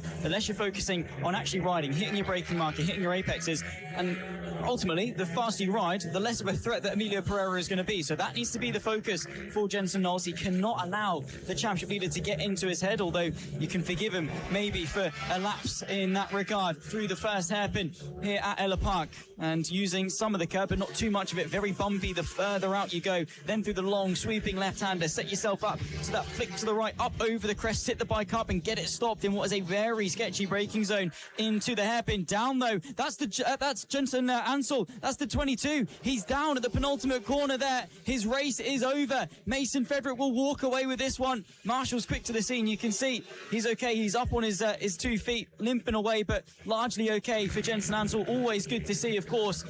Meanwhile, though, Mason Frederick will have an easy ride to the checker flag, then up in front, as long as he can keep it on the tarmac. And the fight for the podium, well, now, not really much of a fight for the podium. It's a fight for second place between Jensen Knowles and Emilio Pereira. Oh, what a shame for Jensen Ansel. He was doing such a good job to force the pressure onto Mason Frederick. He put on some fantastic moves, defended really well in those opening laps before he was overtaken, and to be fair, could have stuck with Mason Frederick and continued on the challenge. But unfortunately, once again, like he did at the end of Hooton Park, pushing just a little bit too hard to close that gap. But that's just the experience that will progress over the weekend. And hopefully he can learn from that, come back tomorrow in either race 2 or 3 and bring us the battle that we know is possible between those two. But right now, we have a battle on our hands, as you said, Zach, for second place now, upgraded by 1 position because of that crash for Jensen Ansel. It now becomes the second best on the grid at the end of this race. Now 3 laps to go. Emilio Pereira has been sat there waiting for so long. How many times have we seen this where Emilio Pereira has waited and waited for his chance and then sprung at the last possible opportunity to leave no response possible? It's the final sector, 2 laps left to go at the line. Emilio Pereira has been analysing his opponent. Again, he's a rider that will put the work in. Both at school was commended, actually, Emilio Pereira by his school for his efforts, both in racing and academia. So he knows how to put the graft in, he knows how to analyse his opponent, he knows where and when to strike, and that's why he's so successful. But so far, Jensen Knowles, well, clearly knows what he's doing at the front end of this fight. 2 laps left to go. Mason Frederick clear of this battle, but the closest one on circuit, and a very consequential one indeed. Emilio Pereira needs to mitigate the damage with Mason Frederick looking so strong this weekend. Second place is the bare minimum for Emilio Pereira to stay in the fight for the championship heading into the second half of the season. But Jensen Knowles, he's got the measure. Quick look over the shoulder, once again covering off the 31 of Emilio Pereira. Just a lap and a half to go for Emilio Pereira to make it work, and he's really running out of time. He has to set up the exit coming out of this chicane here and try and make the move on Jensen Knowles in front of him. I don't know if it's possible for Emilio Pereira because Jensen Knowles is doing so well to defend this position. But right now, we're looking back for, I think, the battle for 13th. A few riders there getting into a little group as they fight on the last lap. But here we look at the battle continuing for second, and now back to the race leader, Mason Frederick, who once again has pulled out such a huge gap. He's looking so strong and, well, can take his time through the lap traffic. Unbelievably quick is Mason Frederick. He didn't join the 50R category for Lid. He did, the race on the Saturday, and then on the Sunday went off to Spain for a round in Europe. Since on his return, he's won 5 of the 6 races. The only one he's missed out on, race 1 back at Hooton Park. It's been a incredible ride for Mason Frederick. He's got 1 corner left to go to potentially take a step towards the championship lead. And here he comes then around the final corner to make it happen. Plenty of people in front of him, but none on the timesheets. He takes the race win in the first race for the GP50R category here at Ellough Park. The confidence will go on to the next race tomorrow, but how close was that finish? Emilio Pereira, we just said how he likes to wait to the last possible moment to take second place, and he couldn't have left it any later than that. Getting the run to the line on Jensen Knowles, truly sensational from Emilio Pereira, flying the flag for Metrikits, becoming the top 2-stroke there in second as he got that 2-stroke power riled up out of the hairpin, round the fast right-hander, and then to the line to beat Jensen Knowles. How incredible was that? Yeah, it was indeed. Emilio Pereira knows how to make the difference. Jensen Knowles, though, defending very well indeed. A 6.7 winning margin for Mason Frederick as he's at the top there and takes a step closer towards taking the championship lead. The gap comes down to just 8 points between Mason Frederick and Emilio Pereira. Jensen Knowles, the top 3 from Taylor Jennings. Then comes Joey Apisic from Jensen Cedras, Tommy Williams, Reed Saxby, and Nelly Nuth from 14th into the top 10. She'll score herself some good championship points for her efforts. Big moment, though, for Jensen Ansel, the 22, a big off for him in the pursuit of race victory. And in doing so, of course, missed out on the opportunity for that victory. And Mason Frederick keeping his composure, keeping his calm, cool collectiveness, as we always expect from the number 50. But maybe more to come tomorrow for Jensen Ansel if he's able to get his confidence back up. Mason Frederick still not out of the woods just yet. Yeah, not just yet. Mason Frederick, that was his strong point, was just to keep his cool and do really well to defend, because Jensen Ansel was getting really aggressive at those early stages, and Mason Frederick, he didn't panic, he didn't try and chase him down in those early stages, he just waited patiently for a way through. When he found his point, he went for it, got comfortable in the race, and then pulled a gap. And as you could see how big that gap was to the second place of Emilio Pereira, thanks to that really tight battle at the end between him and Jensen Knowles. But yeah, it was good to end the race with such a close finish for second place. We were waiting for that for a long time. We were indeed. indeed. Well, of course, for the Mini GP 50R category, that's going to wrap up their Saturday action. I think we've got a little bit of a track sort before we can then get the next class out on circuit. But of course, for the 50R category, their Saturday is over. They'll be back up for race 2 and 3 into the second half of their 2026 campaign over tomorrow. Make sure you don't miss it.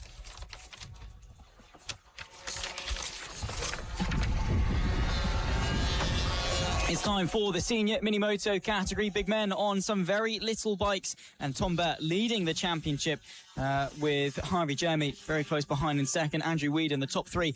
Reigning champion Matt Birkin not here this weekend and missing 2 races at Houghton Park by virtue of an incident that he had over that weekend on Sunday morning. So it hands the reins over to Tom Burt and to Harvey Jeremy, who have been trading victories all season long. 5 wins between the two of them, 14 podiums between the two of them. And they'll make their way out onto the grid for their first race of the weekend. And we'll run you through the grid order in just a couple moments' time. What I can say, though, is that Harvey Jeremy has got the better of his championship rival, albeit with a 33-point deficit to close up. It's Martin Glossop, though. And we spoke about Vinnie Glossop being very, very good, of course, earlier on in the day. Let's see what Martin can do from pole position. Harvey Jeremy alongside him on the front row. Then comes Tom Burt and Nick Bennett, who historically runs quite well around Ellough Park. Rhys Gentry from Chris Yeomans on row 3. George Rennicks, Chris Bain, Gary Eldridge from Nicky Lewis, Ruby Wild and Rob Gentry, P12 and last on the grid for the senior mini motos. Yeah, and someone who dominated last year's proceedings in this class at Ellough Park, Matt Birkin, as you said, not present in this one, so that makes a big difference to the championship. Matt Birkin was quite low down in the championship standings for his standards going into this round, and yeah, unfortunately missing it, but congratulations, though, to him and his partner Zoe on the. To be honest, I'm not quite sure if Zoe's given birth yet or not. But he did let us know that he's got another kid on the way, and that's why he's going to have to miss this round. But hopefully, we'll see him out in 2 weeks' time at Silverstone. I'm sure Matt Birkin couldn't miss out on the Junior British Grand Prix. Surely not. I mean, having a kid's a pretty monumental moment in your life, but whatever. Matt Birkin, of course, sits P4 in the championship. And to be fair, he's missed 2 races at Houghton Park by virtue of his injuries. He's still 53 points behind. So even if he won both of those races, he still would be trailing Tom Burt by 3 points in the championship. Of course, Tom Burt would have lost a couple of points if Matt won that, so he probably would lead the championship. Nonetheless, he's not here. And, well, on pole position is Martin Glossop. Lights come on for the senior mini motos. Lights go out. We go racing once again here at Ellough Park. A nice start from pole position. Look for the 711 of Nick Bennett. That was convenient there for the all red machine to the inside of turn number 1. Will take second position, but then comes the drag race towards turn number 2. Look out for the 68, of course, of Tom Burt, one of our championship protagonists, and in fact the championship leader, searching for his 4th race win of the season. So far, so good, though, for the 45, who will go through to take the lead of the race, and that's Harvey Jeremy. Yeah, what a brilliant launch from Harvey Jeremy. On the second row of the grid, he just got it going so effortlessly. Wheeled it down to turn 1. As you'll see, these riders, they have to push it with their legs to try and get the best start possible. So balanced bike training in their younger years, of course, is very important, I suppose, in making sure they can get the best starts possible. And that is evident as Harvey Jeremy continues to lead this race, pulls out a little bit of a gap, but a battle going on here between Martin Glossop and many riders in behind him for this podium battle. And the absence of Matt Birkin making this a really big group. That was Nick Bennett that he just went up the inside of there. And the championship leader, Tom Burt, has to make a podium in this one if Harvey Jeremy takes victory, because he's not got Harvey Jeremy too far behind him, so he can't afford to lose this amount of points at this early stage of the weekend. If he wants to continue leading the championship heading into tomorrow's action, you feel like he has to get on the podium. What a move that was, though, from Martin Glossop. You could see it coming from a mile away as a rider down through. That's turn number 2. One of the all-red bikes. We'll confirm as to who it is, of course, as soon as we can. But Martin Glossop just kept the throttle pinned, was so late on the brakes for the penultimate corner, kept the throttle sort of, like I say, pinned. Had the inside by virtue in towards the final corner. He goes for the race lead, though, and Harvey Jeremy will launch one to the inside of the final hairpin. Back underneath, though, they're side by side on the run to the line, almost brushing knees as Martin Glossop will ascend down the inside of the penultimate corner. Harvey Jeremy responds into the final hairpin, and now we've got a fight for the lead on our hands. A championship protagonist, and, well, this weekend's wild card in the form of Glossop. 6.5 laps left to go. It's Jeremy from Glossop and Bennett fighting with Burt for the final final place on the podium. Oh, they were bashing elbows through that hairpin as they went side by side towards the straight to start the next lap. With 7 laps left now, I think we're going to see that quite a few more times between those two if Martin Glossop is able to prevent Harvey Jeremy from pulling away in the lead at this point in time. But Tom Burt still waiting there in 4th place, building his way into this race to try and find his way onto the podium, as now he looks for a move on Nick Bennett. Can't quite find the inside line. Perfectly defensive from Nick Bennett. Is there a move available here? No, because Tom Burt goes for the wide line. Yeah, back underneath as the championship leader, 33 points that he's got in his pocket over Harvey Jeremy, so doesn't want to take too much risk, especially with Jeremy in contention for the race then. If there's a DNF for Burt and a race win for Jeremy, that points, advantage comes down from 33 to 8, so he cannot afford a DNF in the slightest. 5.5 laps left to go. Glossop from Jeremy, then comes Bennett, Burt, Gentry, your top 5. Following the battle there, the 7-11 of Nick Bennett. Conveniently sat in between the two of them. Tom Burt, though, in front and starting to pull clear away from Nick Bennett, who has been a regular podium finisher both this season. He's taken 2 of them, and, well, consistently inside the top 10 is Nick Bennett. He's won races in FAB-Racing in the past. Potentially not to be today, though. Rob Gentry down the inside on the 100 will get the move done, race to the apex. Nick Bennett will try and get up and underneath him, not quite close enough on that occasion, and not close enough for a move into the final hairpin as well. That's Rhys Gentry on the 100 as they'll take their way on to the next lap. Over halfway through this race, Glossop still fighting with Jeremy. Now that Tom Burt, though, has got some fresh air in front of him, maybe he can start to push and maybe get after the top 2 if they battle, and that starts to boil over. Yeah, 100%, because Martin Glossop has made his way back into the lead and trying to make his way away from the man in second as well. But Harvey Jeremy, despite having a couple wins this season, you feel could have had a few more. He's had quite a few chain issues, had a bit of bad luck, crashed a couple of times, and that's what makes the gap a lot bigger than what it felt like it should be coming into this round between himself and Tom Burt. But now taking some points out the championship leader if it stays like this. So even if he comes second in this race, a really positive race for Harvey Jeremy to close down the gap in the championship standings. But yeah, Rhys Gentry trying to make a salvage job hard as possible for the championship leader as he continues to chase down Tom Burt down the straight. But it looks like the battle for the lead is all the tighter. Martin Glossop continues to lead, but Harvey Jeremy putting him under some severe pressure. Yeah, absolutely. 4 laps left to go at the line here at Ellough Park for race 1 of Senior Mini Moto into the second half of the season as well. Round 4 of 7 this weekend. There we can see the 85 a bit further back into the pack, picking them up. Very nice transition from the front to the rear end of the field. There's the 85, though, like I say, that being Chris Yeomans fighting with George Rennicks in the battle for 6th and for 7th. There he is, the 85, now through the hairpin. Through turn number 3, definitely got a little bit of a margin over George Rennick just behind, but still opportunity maybe for that battle to change. Glossop and Jeremy, by the way, separated by just over a 1/10 of a second last time they crossed the line, so a lot to be interested by at the front end of this field. For Glossop coming in as the wild card, for Jeremy as the championship chaser. 3 laps left to go. They'll go through turn number 1. Glossop still with a couple of bike lanes clear. There's got to be something that Jeremy can pull out of this bag to still contend for the lead. Meanwhile, Burt and Gentry fight for 3rd behind. Yes, they do. They'll be going all they can. They'll be doing all they can to fight for that final spot on the podium. It will be Rhys Gentry's first podium in quite a while in this class, and he'll be pushing very hard for this one here at Ellough Park. But we continue to watch this battle for the lead, which is starting to stretch out a little bit now, because Martin Glossop is putting in a shift in these final few laps to try and break Harvey Jeremy's spirits. But I don't think it's quite over yet, because Harvey Jeremy, we've seen this in a few battles he's had with Tom Burt, Matt Birkin, and so many other riders, that he sort of takes a little break in the stage of 3 laps to go. Then once you get to the final 2 laps, like we are now, it really starts to get intense. He pushes on and digs deep and finds his way through. He leaves himself a lap to catch up and a lap to get through. Let's see if it works this time, because back markers are making life difficult for Martin Glossop as he runs wide, nearly going into the back there of Ruby Wild, and up the inside prematurely, as I way before I predicted. Goes through into the lead, does Harvey Jeremy. What a brilliant move to shoot his way up the inside, take advantage of that situation, which forced Martin Glossop out wide. A brilliant manoeuvre as he now takes the lead with a lap and a half to go. Yeah, not long left to go in this race. And what a move that was for Jeremy, but now he's got to keep his composure. He's got to keep it. He's got to keep his wits about him. They split the traffic either side into the penultimate hairpin. Glossop trying to go the long way around. He's tried that move before, but, well, Jeremy's got the better of him.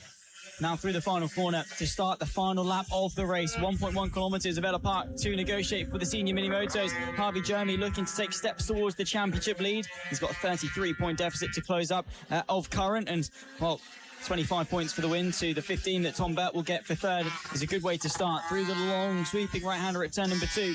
Jeremy desperate to keep the lead, desperate to go for his third win of the season. Glossop over his shoulder though, applying that pressure, goes over the curb there, very bumpy, especially with these mini-motos, no suspension to dampen that in the slightest. Harvey Jeremy has got the measure now into the final sector for the final time. It's got to be a last-ditch effort for Martin Glossop if he wants to go for the race win into the final braking zone of the circuit, and it's not quite close enough, but he's going to try his best to keep it pinned. He's not. It's not going to be enough. Harvey Jeremy through the final corner just has to see the checkered flag first for the third time in 2026. Harvey Jeremy will take victory in the senior mini-motos, and he takes his 7th podium of the season with it as well. What a ride between the two of them, and what a battle that they shared. Tom Burt brings it home in P3 from Bennett, and then comes Gentry in P5.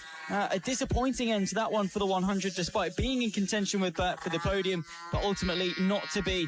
And you can see Jeremy and Glossop there sharing the handshake on the cooldown lap in what was a brilliant display here at Ellough Park. Yeah, what a perfect opportunity there arose for Harvey Jeremy, for him to get through, and how perfectly he dealt with it as well, picking the perfect line. Is that what you're seeing right there is that maturity for Harvey Jeremy, which you'll see in the senior mini moto classes. Of course, the riders being adults, you'll see a little bit more strategy in that situation. But what a brilliant ride then from Harvey Jeremy, who takes victory ahead of Martin Glossop in second and Tom Burt in third. And then fourth behind them was Rhys Gentry, who unfortunately missed out on a podium, but he will get stronger as the weekend goes on, and he is desperate to find his first podium of the season. So let's hope he can do that and make that instead of a two-rider battle for the race victory, maybe a 4 tomorrow on Sunday. Maybe so. For the senior mini-motos, though, of course, on the build-up towards the Junior GP event at Silverstone, they are one of the most entertaining classes out there, and they prove that with race number 1. For the Saturday action, that's going to, of course, conclude it, but they'll be back out for race 2 and race 3 for round 4 of 2026 tomorrow.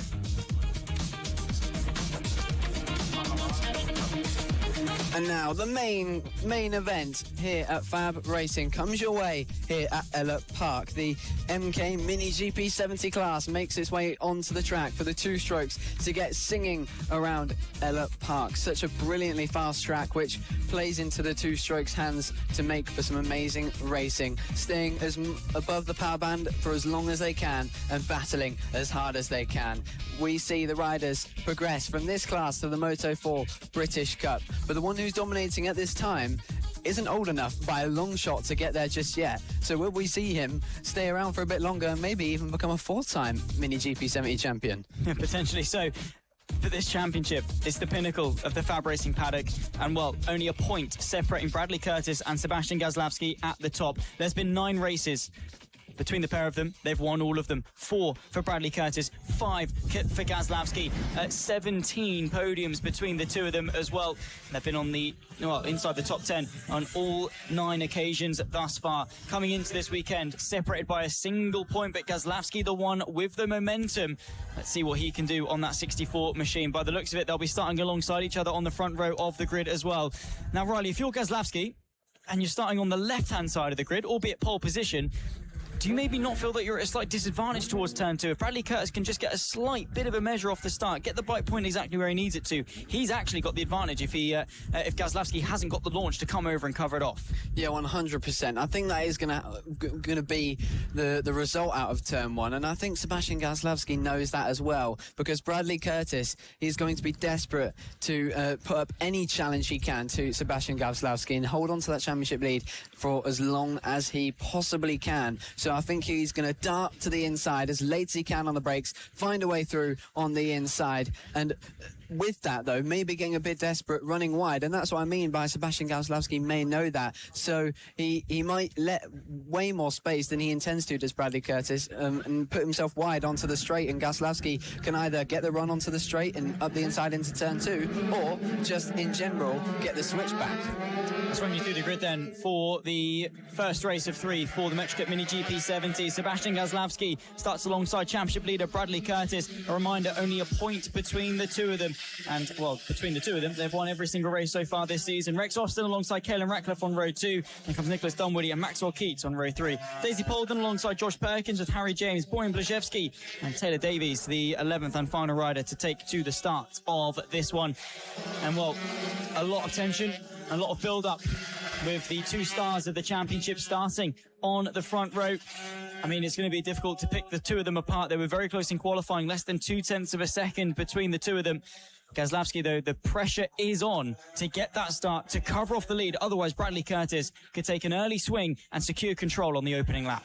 Yeah, that's exactly what this is here at Ellough Park in the GP70 class. This is going to be an eventful first lap, an eventful race, an eventful weekend for the Mini GP70 class as the pressure builds and as the countdown continues to fall to the Junior British Grand Prix. We're all so excited, as so are these riders who will be out there in full force for the Junior British Grand Prix. But let's see how this first corner plays out. Indeed, so eyes to the lights. Sebastian Gazlowski, Bradley Curtis sharing the front row of the field. The amphibian scaffolding Metric Mini GP70s goes racing here at Ellough Park. A wheelie there for Gazlowski, but a start that's good enough to see him in the lead at turn number 1. Bradley Curtis under pressure as Rex Austin will go through the opening corner. Caelan Ratcliffe eyed up as well. Bradley Curtis to the inside of the long sweeping turn number 2, and the advantage goes the way of Sebastian Gazlowski. He's home and free on the opening lap. Meanwhile, Bradley Curtis looking forwards to attack Austin and backwards to defend from Ratcliffe.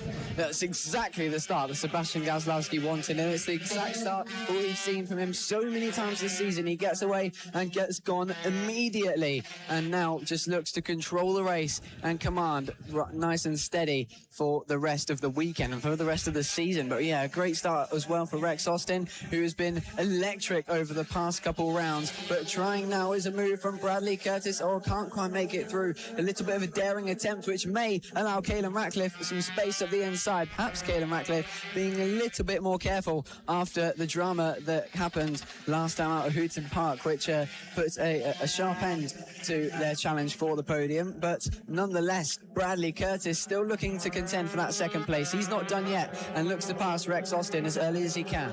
Yeah, Rex Austin and Caelan Ratcliffe both got such good starts. Bradley Curtis, not the case. Gazlowski, although popping the wheelie, actually, the power application was there. He balanced it really, really well. Didn't let the front wheel come up too high, and, well, managed to keep the lead, very crucially, on the opening lap. There you can see the 82 of Boyan Blazewski out of this race. Maybe a bike issue befalling Blazewski on this occasion, and well, that's going to see him out of contention for the first race of 3 this weekend.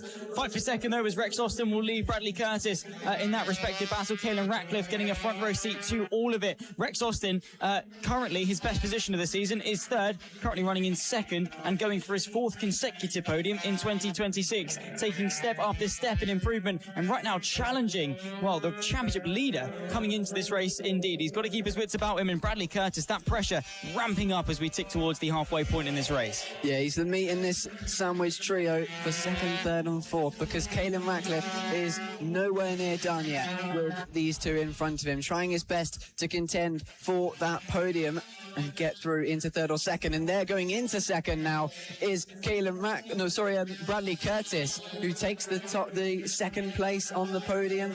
Oh, that was a pretty costly mistake for Rex Austin, as he not only loses 2nd but 3rd, because he loses the run down to turn 1, and quickly responding is Caelan Ratcliffe, who takes 3rd place. So just as we were singing Rex Austin's praise, he's got all the work to do to get back to 2nd place. Yeah, Caelan Ratcliffe read that situation brilliantly, waited for the time to strike, and it came at the expense, of course, of Rex Austin. Bradley Curtis was quick to capitalise, and then Ratcliffe used that momentum to better himself up onto the podium now for the 96 for what could well be the 5th time this season. Curtis there, though, trying to mitigate the damage to Gazlowski in the championship, and as it stands, there'll be 4 points between them in favour of Gazlowski at the end of this race, but a long way still to go fight for third. There's Ratcliffe, the 96, the Hornet liveried number, and then the 991, the pink and the black of Rex Austin, who is a previous champion. Of course, battled with Caelan Ratcliffe back in 2024 in the AC40 Pro class. Came off better in that occasion. They were joined, of course, by Mason Federick as well that year, and what was a titanic showdown between the three of them. One that came all the way down to the wire here at Ellough Park, and right now it's coming down to the wire in the fight for the podium between Ratcliffe and Rex Austin.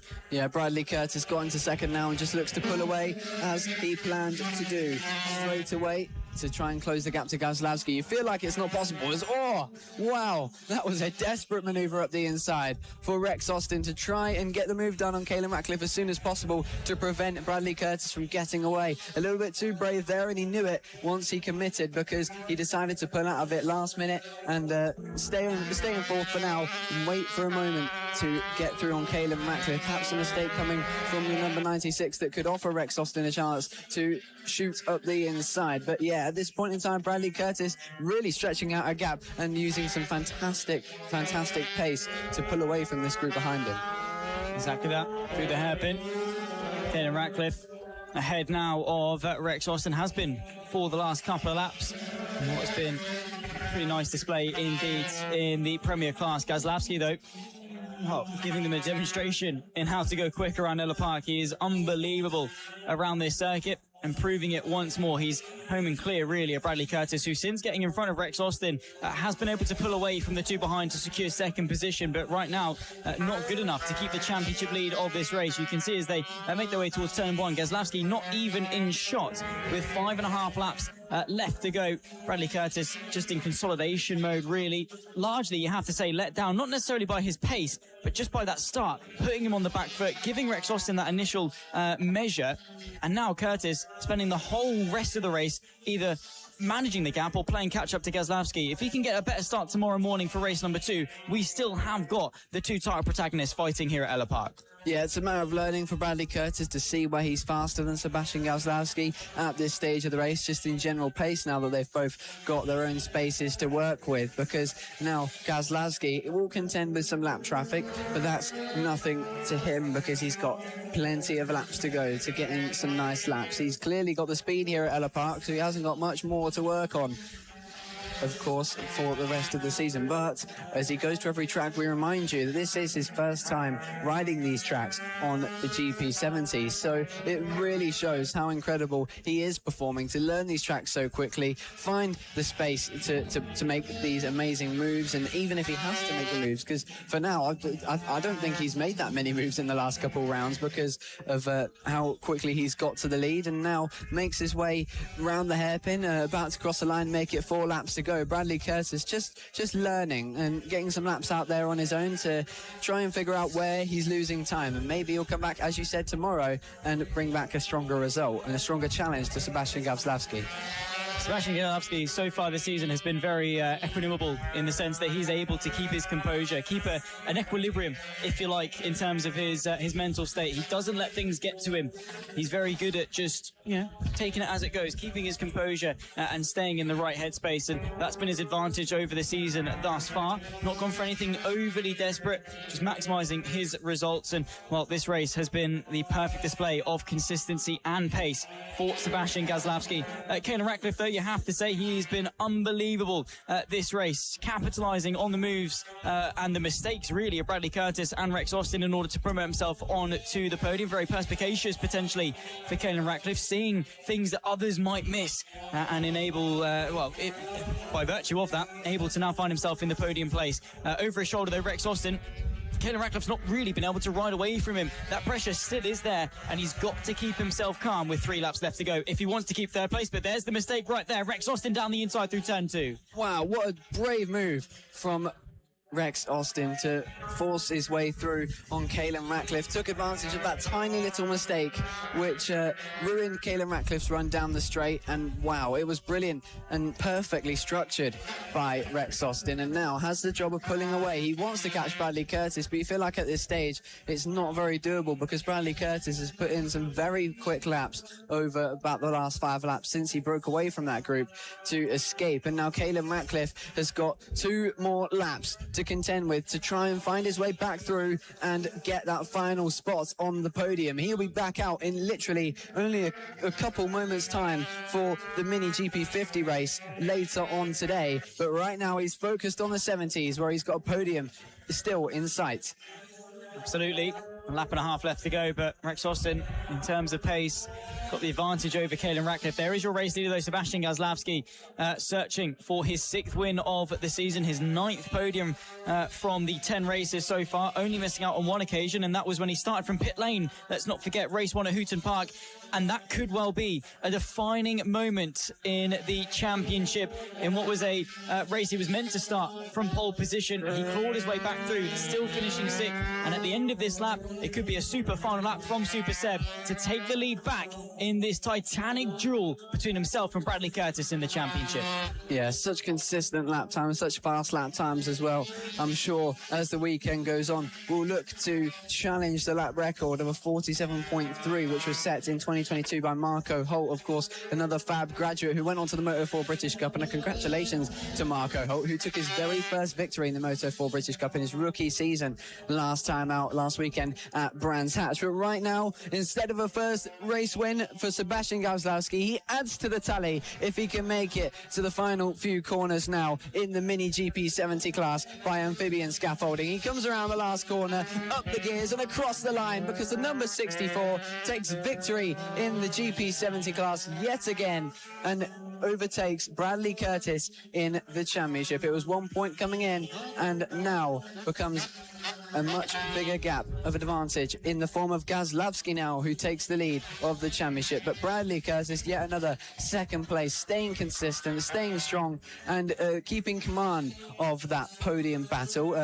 passing Rex Austin and Caelan Ratcliffe in the end to take that second and pulling away as well. But Rex Austin coming home for the final spot on the podium, a brilliant move by him to dart up the inside in the later stages and take advantage of Caelan Ratcliffe coming home in 4th place. He'll be disappointed to miss out on the podium, but as the weekend continues on, he'll build that confidence and he'll eventually get back to fighting for that podium. But that is it then for the Mini GP70 class for today by Amphibian Scaffolding, because their race comes to an end. They'll be back tomorrow for 2 more, but we've only got a few races left to go. And that was Sebastian Gazlowski on the top of the standings yet again. What a brilliant ride by him, winning the race 7.8 seconds ahead of Bradley Curtis and Rex Austin in 3rd. Caelan Ratcliffe in 4th, Nicholas Dunwoody in 5th, followed by Polden, Perkins, James Keats and Davies rounding out the top 10.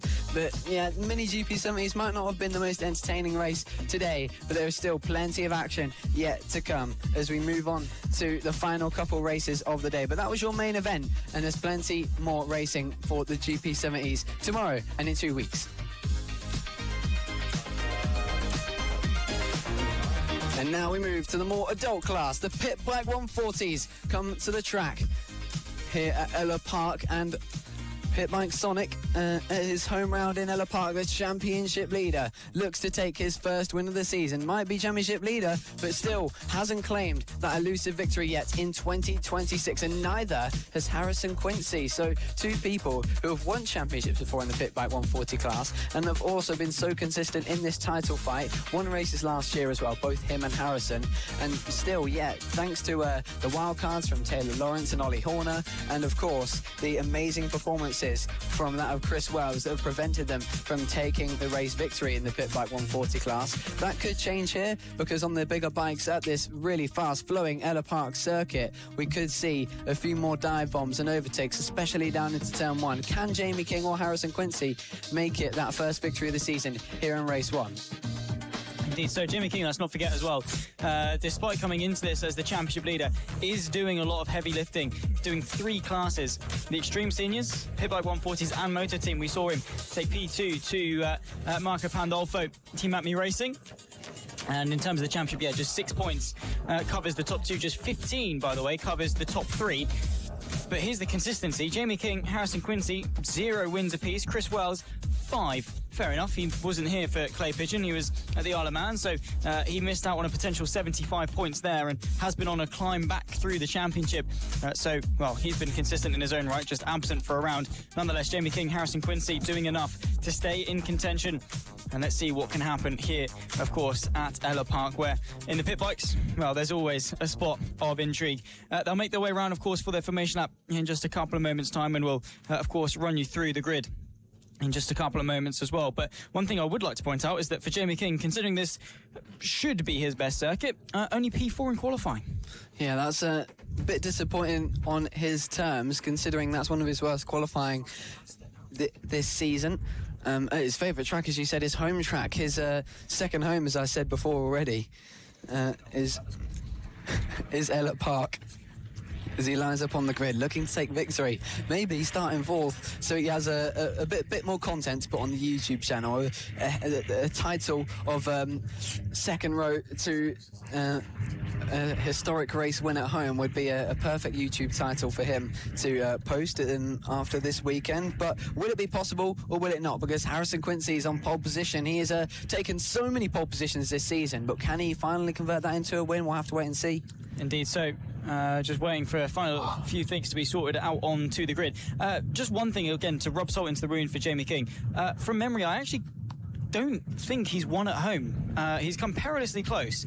Back in 2024, Jamie King fighting with the likes of Luke Brown and, of course, Chris Wells, who was battling with him. Maybe he's won a couple of times, but definitely not as much as he should. Like I say, back in 2024, there was a battle with Lucas Brown that he lost out on, I think, 2 of the 3 occasions with some very Jamie King-esque mistakes, let's put it that way. Harrison Quincy, though, will start this race from pole position, nonetheless, from Chris Wells in P2. Richard Holmes-Williams from Jamie King, the front 2 rows with Ben Simpson and Tommy Almond on row 3. Stephen Humphreys from Luke Kirstein, from Callum Maxwell and Bradley Ferreira, the top 10. Behind that comes Perry Tomset, Bradley Powell, Ivana Di Francesco from Matthew Rayland, Daniel Cliff from Jamie Hughes, then comes Dan Gilbert, Tom Wise, Romain Ratcliffe, John Goodenough, and Freddie Wadsworth in P21. And last, Jamie King starts this one fourth on home soil here basically every single weekend. I wonder how many excuses he's going to pull out if he doesn't manage to win this race. Harrison Quincy searching for his first win of the season. Chris Wells searching for his 6th, and with it, the championship lead as well. All to play for on the front row of the grid. They'll be pushing as hard as they can to get the best results out of this weekend. Of course, we won't be seeing the Pit Bike 140 class present at Silverstone in 2 weeks' time, so they've got a month break pretty much until the end of August at Rowra, where these bikes will return. So everyone wants to start the break with the best result they possibly can. Let's see who can get that result as the lights go on, and in a few moments time they'll go out, and they go out now for the Pit Bike 140s to start their first race of the weekend. And already off with a great start is Harrison Quincy, but a bad start for Pit Bike Sonic, who unfortunately drops down the order all the way down to I think maybe 6th place, 7th place. A really disappointing start for Pit Bike Sonic, aka Jamie King, who drops down the order, but already getting aggressive is the rider in green. That's not Taylor Lawrence this time, I don't think, but Harrison Quincy getting off to the perfect start that he needed to get in order to clear off and try and get the monkey off his back to chase down more wins for the rest of the season. Yeah, that's Richard Holmes-Williams looking down the inside of Chris Wells on the opening lap. As, oh my goodness me, huge incident at the back end chicane there. 2 or 3 riders down, I believe. Both of them picking their bikes up and able to get back going again. One of them is I think that's the 180 potentially. Nonetheless, they'll be recovering as quickly as they possibly can. That's Ben Simpson is one of them. Opening lap is in the books. Harrison Quincy will lead them across the line from Chris Wells, from Holmes-Williams, and from Jamie King, who got swamped at the start and dropping off the back of the top 3, who are all in chase of each other, with still plenty of racing to go in the pit bikes. Yeah, a shame for Ben Simpson, who started the season off so strong with a race win in the first race of the season at Lydd, and then continued on that podium challenging pace, but hasn't quite returned to that same form since, and unfortunately goes down there on the first lap of racing here at Ellough Park. But Harrison Quincy looks like that gap that he pulled out in the first lap looks to have been closed by Chris Wells and Richard Holmes-Williams, because we are going to see a big battle once again by a group of 3 riders. We said it might be a tale of the big 3, but this time Jamie King is not included in that one. It might be a squad of riders fighting for victory if Jamie King can catch up. But if he wants to do that, he really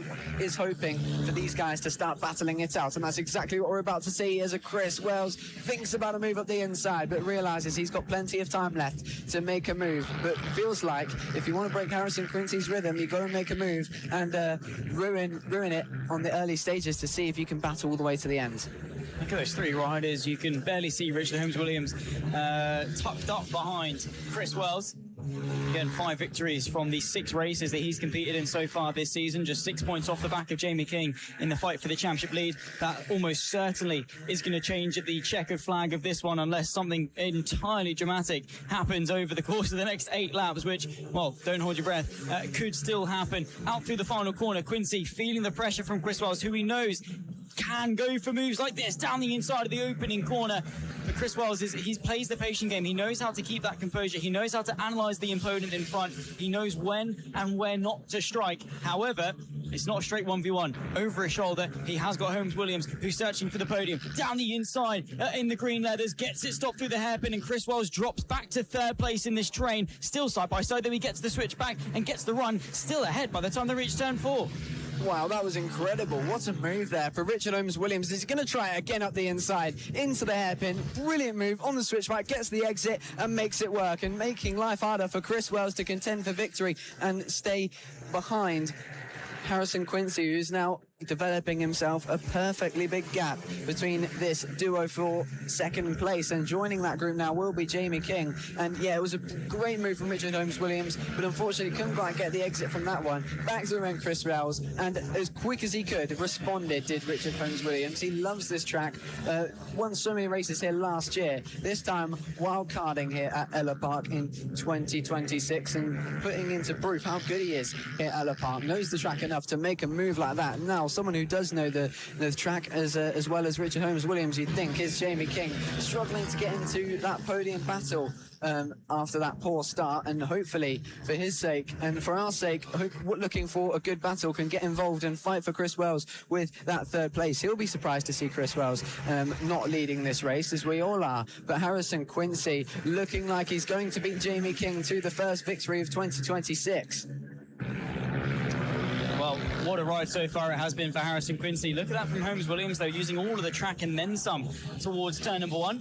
Deceptively tight, and you do have to square it off quite a lot. You think it's a long sweeping right-hander, and to an extent it is, but that mid part of the corner, actually, you almost treat it as 2 90-degree right-handers, especially on the exit. That tire wall on the left can come at you quite quickly. Harrison Quincy, though, hanging on. They've got a little bit of lap traffic to negotiate as well, just over halfway through this race. The 755 will go to the inside, and getting caught up a little bit there is Holmes-Williams, but not too much to keep him off the rear wheel of Harrison Quincy. Holmes-Williams could be going for the victory here. Quincy would be heartbroken if that was the case, and look at the gap closing under brakes. Pulling alongside there is Holmes-Williams, forcing Harrison Quincy into a suboptimal line through the final hairpin, and that could well give Holmes-Williams the ride towards the opening corner that he needs. In the slipstream on a very windy day down in Suffolk, Harrison Quincy, 5 laps between him and his first victory as the reigning champion. I'll tell you what I'm seeing here from this race is he's made so many moves and so many attempts for moves. He now makes another one and goes up the inside to take the lead of the first race in Pit Bike 140s here at Ellough Park.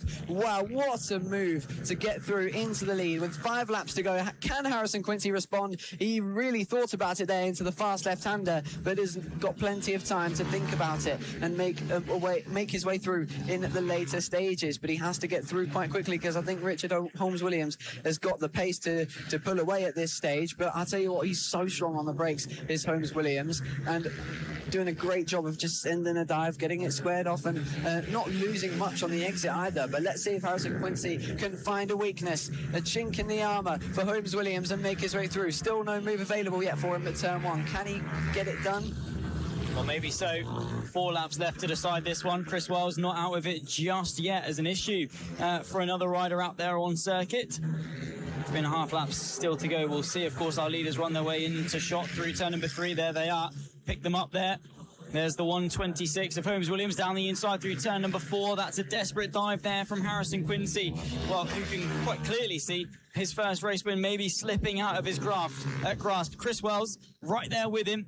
And if anything balls over between the top two, will capitalise. Holmes Williams, though, parking it slightly on the inside through the penultimate hairpin just to deter the move from Harrison Quincy. Now through the final one.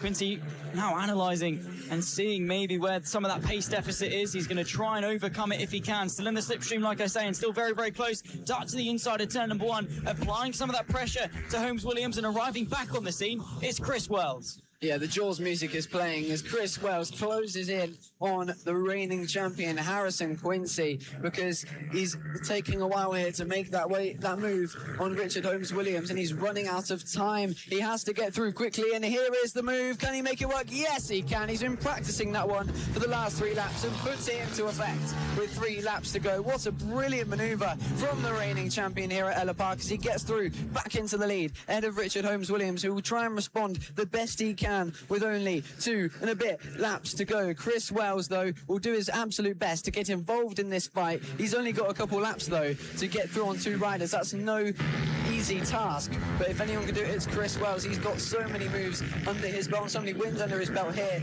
in the Pit Bike 140 class, and should be able to find his way through as long as he can keep it clean. Harrison Quincy now with the advantage, and if Chris Wells can hold up Holmes Williams, that's going to play nicely into the hands of the reigning champion. But Holmes Williams quick to arrive back onto the rear wheel of Harrison Quincy. Of course, the Pit Bike 140s are focused at the front, but there's battles all the way through the very plentiful grid that we've got for the pit bikes. So many close levels of competition here, and being treated to a spectacle at the sharp end with championship implications. Of course, the top 3 with now just a lap to go at the line. Quincy from Holmes Williams, from Wells, they've completely dropped the home hero of Jamie King, who could well be dethroned here at Ellough Park. Across the line, look over the shoulder, Chris Wells to the inside of Holmes Williams. 1 lap left to go at Ellough Park, and look at that for Quincy.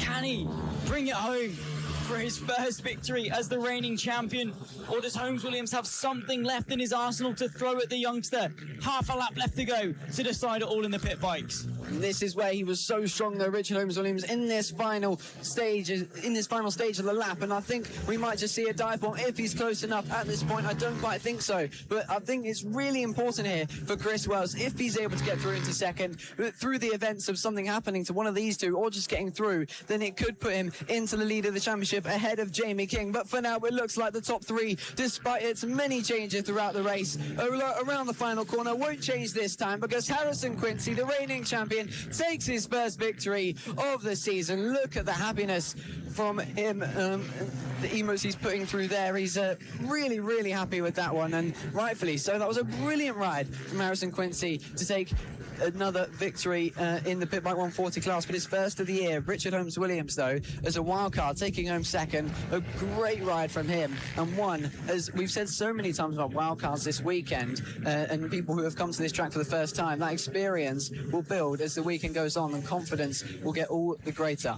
Yeah, Holmes Williams, a little bit of a local hero, actually, I think, at Ellough Park. Very familiar with the circuit in of itself, but Quincy is the reigning champion.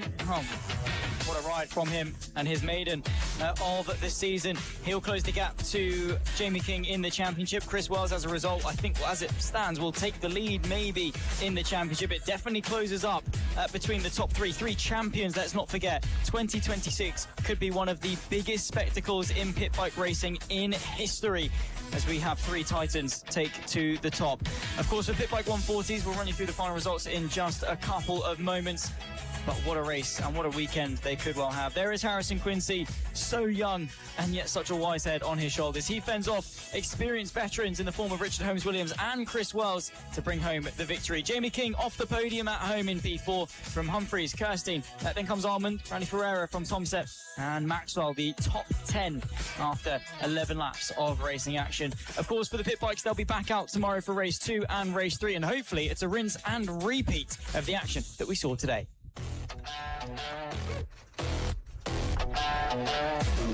Next up, the Mini GP50 class comes your way as the final few races get on track for Saturday's action at Ellough Park. FAB-Racing's best class so far this season, in my opinion. The Nova Racing Mini GP50 has done so well to impress with such dramatic battles, incredible dive bombs and runs to the line on so many occasions. Kaylin Ratcliffe and Emilio Pereira have been the stage leaders of this class, winning so many races, battling for so many race wins. It's been so incredible to watch. And then the podium battles as well between Williams and Morris and Perkins and many other riders. You always can't wait for this class all weekend long because it always delivers the best action. In a similar fashion to Gazlavsky and Curtis in the 70s, Pereira and Ratcliffe, they've traded every victory this season. There's been 9 races. Pereira's got 5. Ratcliffe has got the other 4. 9 podiums to Pereira, 8 to Ratcliffe, and just 16 championship points between the two of them.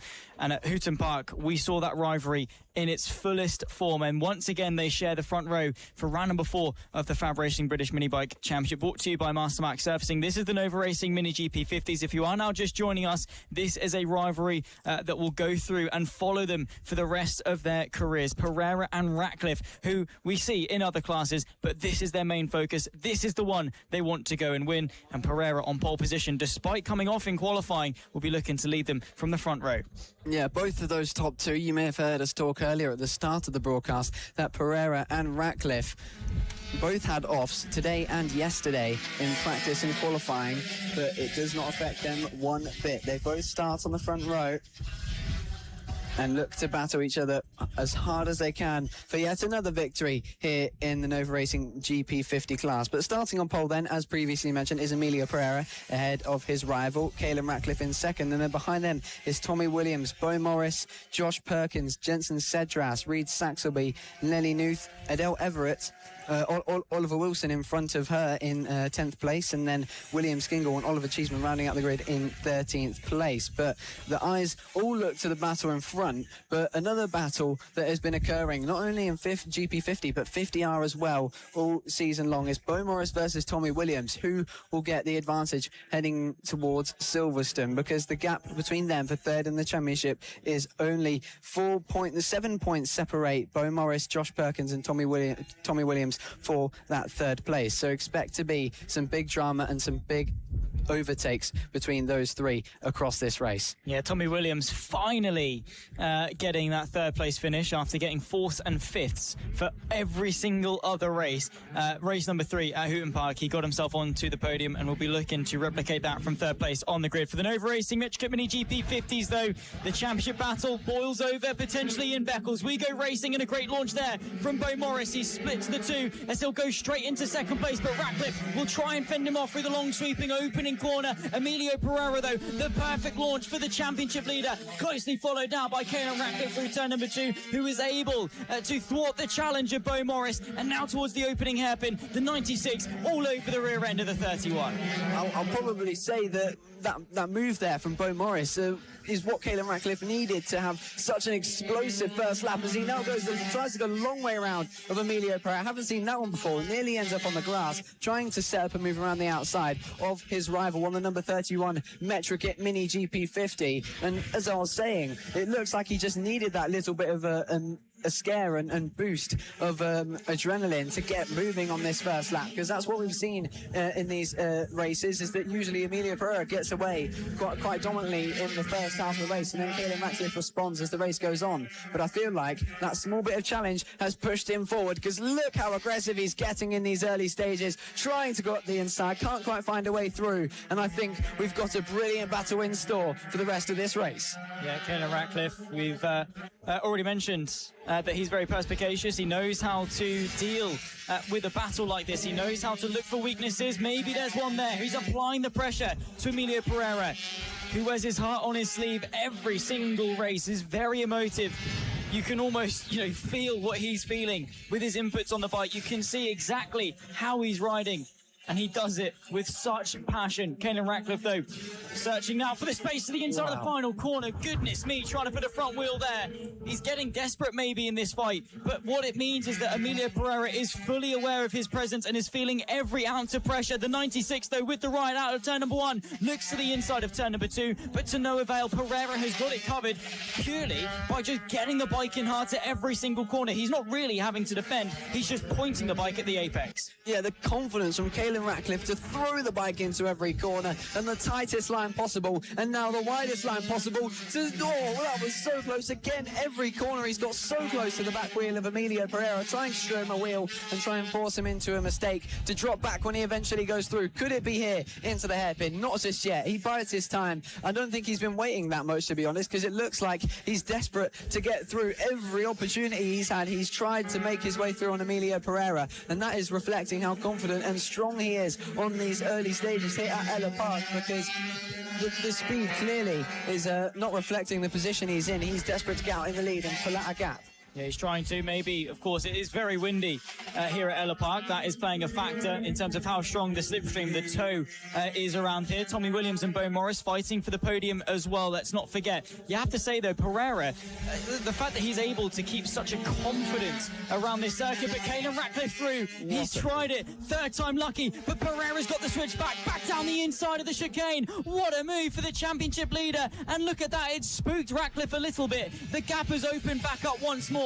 Ratcliffe thought he was through, thought he'd found the weakness in the defence of Pereira, but just when you thought you're through and you're comfortable, Pereira finds the difference and throws it back down the inside. They're 1 and 2, as they have been all race long thus far. What does Ratcliffe need to do to thwart the, incredible riding thus far of Emilio Pereira? That was a masterful response from Emilio Pereira, who's been, rather...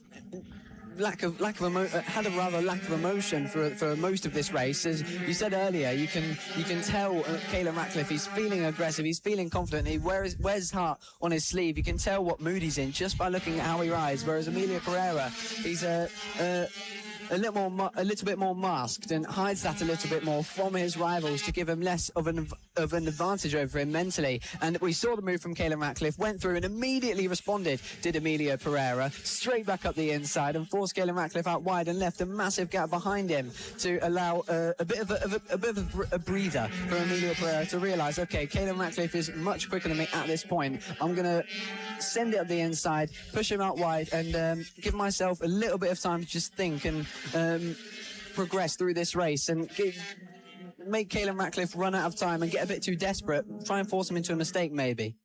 Yeah, last time through, look at that. Caelan Ratcliffe, fastest lap of the race, the 49.609, also takes the lead of the race. And down there, the 35. Oh, goodness me. That is Oliver Cheeseman, who we saw there. And as a result, the yellow flags. Hopefully he is okay and will confirm as soon as possible. Nonetheless, Ratcliffe takes the lead of the race from Emilio Pereira and immediately starts to pull a gap. The fight for the podium, though, between Tommy Williams and Bo Morris. The all-blue, of course, of the 51 of Tommy Williams, closely followed by the white and the red, 57 of Bo Morris. And what a rivalry these two have shared as well, fighting for third place honours. Meanwhile, Ratcliffe and Pereira run away with things up in front. Just under half of this race left to go, and Williams keeping Bo Morris behind in the fight for third. Yeah, great defence at this point in time from Tommy Williams. It looks like Bo Morris just has that little bit more at this stage. 5 laps for him, though, left to find his way through. And here it is. He dives up the inside. That was aggressive, a brilliant move, but he can't quite keep it on the tight line, and wow, but he manages to defend for the next corner. He nearly had Tommy Williams back up the inside on exit, but moves over to defend in such a fantastic way. He maintains third place. That was truly amazing from Bo Morris, who manages to hang on to that third place and prevent Tommy Williams from hanging on to his chance at a second podium of the season here in the GP50 class. But still, plenty of time for Tommy Williams to respond. Yeah, absolutely. Just getting confirmation that Oliver Cheeseman is up on his 2 feet and walking away from what was a scary shunt initially. But oh my goodness me, Bo Morris has dropped it as well through turn number 1, and he's fumbled the podium. Getting involved there, the number 10, quick avoiding action from Adele Everett, who understandably understandably is gutted, but spider-like reflexes to avoid that one. Bo Morris immediately over to his bike to try and get back into this race, but Tommy Williams now with a comfortable ride to bring home the podium. Josh Perkins could still apply a bit of pressure, but that makes life that much more easy for Tommy Williams to get his second podium of the season. Oh, what a shame. Your heart aches for Bo Morris, who really hasn't had the best of luck this season, has ended up in a lot of incidents that usually haven't been his fault, and it's a real shame to see because he's been so quick. But in fact, something has happened though. During the time that we were watching that incident occur for Bo Morris while he was being chased down by Tommy Williams, Caolan Ratcliffe has retaken the lead of the race, and I think it reflects the same situation we saw for Bo Morris. Lap traffic possibly making the difference, and now with 3 laps to go, the pendulum swings and Caolan Ratcliffe has to hold on to the lead. Can Emilio Pereira respond in these later stages as lap traffic once again makes a difference in this race? Yeah, Del Everett rejoining the race there. Ratcliffe was quick to negotiate it. Pereira getting stuck behind slightly, made the wise decision of backing out. You don't want to be going for a last-ditch move, especially with the speed difference between Pereira and Everett on that run through the right-hander. Ratcliffe dropped from what was about a 1.5 second lead down to half a second last time they crossed the line. Pereira getting caught up by Del Everett will, of course, reopen that gap. But you can tell Pereira, you can see the rear end of his championship rival. He's not going to like that one bit, and he's going to be desperate to try and get back through. 49.609 is Ratcliffe's fastest time. A 49.555 is Pereira's fastest time. They are split by virtually nothing, albeit a long distance away from the lap record of Marco Holt. Caolan Ratcliffe still there with Pereira over his shoulder. You cannot afford a mistake, but Pereira, well, he's got a 16-point gap in the championship. At the end of this one, with Ratcliffe winning, it'll be down to 11, and they'll be equal on race victories, 5 each, with the 10th race of 21 in 2026. A lap left to go at the line. And, well, what a race that it has been for Caolan Ratcliffe. The composure, the battle that these two have shared, and once again it comes down to the final lap at Ellough Park. Yeah, Pereira, I was going to say at one point, looking like he's taking second place on the chin and just progressing on through the weekend to see if he can keep his championship lead safely. But he has caught to the back right already of Caolan Ratcliffe and up the inside with an aggressive move to shunt Caolan Ratcliffe all the way out onto the curb. That was an incredible move from Emilio Pereira, who retakes the lead of the race out of nowhere. And now it's going to be all about this last half of the lap as Caolan Ratcliffe forces his way through and sits up Emilio Pereira. What an amazingly planned move. I thought they were both going to run each other out wide there, but Caolan Ratcliffe, a masterful overtake to retake the lead when at this point I thought it was over for Emilio Pereira. He gave it another go. It wasn't quite enough because Caolan Ratcliffe in the end was strong enough. It was nearly the run to the line there because Caolan Ratcliffe thought he had it sealed, having run Emilio Pereira wide. But once again, the GP50 class puts on another barnstormer, and Ellough Park proves that racing is always good here on 2 wheels, and we've got plenty more of it to come tomorrow. Zach, I'm nearly breathless after that. That was an incredible finish between those two yet again. And after all of that, it was a quick little, nice race. Little fist bump on the second straight there. Beautifully done. Emilio Pereira, Caolan Ratcliffe, the Hornet versus El Toro in 2026. They are great friends off the circuit, but goodness me, you can sense and you can feel the rivalry as it radiates in their racing. That send down the inside, the response from Caolan Ratcliffe. They are trading blows in the championship, and the gap comes down to just 11 points between the two of them. It's 1-0 here at Ellough Park, going the way of Caolan Ratcliffe, but Pereira showcasing that he's got the pace, and almost immediately at the debrief back in pit lane to know what he can do better, a bit better next time. Caolan Ratcliffe, though, takes the victory, his 5th of the season, equal with Emilio Pereira as their domination continues this season. Tommy Williams, well, he waited so long for his first podium. He thought he'd get another one in the next race straight after it. Josh Perkins, Nelly Nuth climbing our way up to P5 at the end of that one from Cedras, Saxby, Longhurst. Bo Morris still finishing P9 despite coming off with a few laps left to go. And Oliver Wilson, the top 10 and the final rider to complete the Nova Racing Petrika Mini GP50 top 10.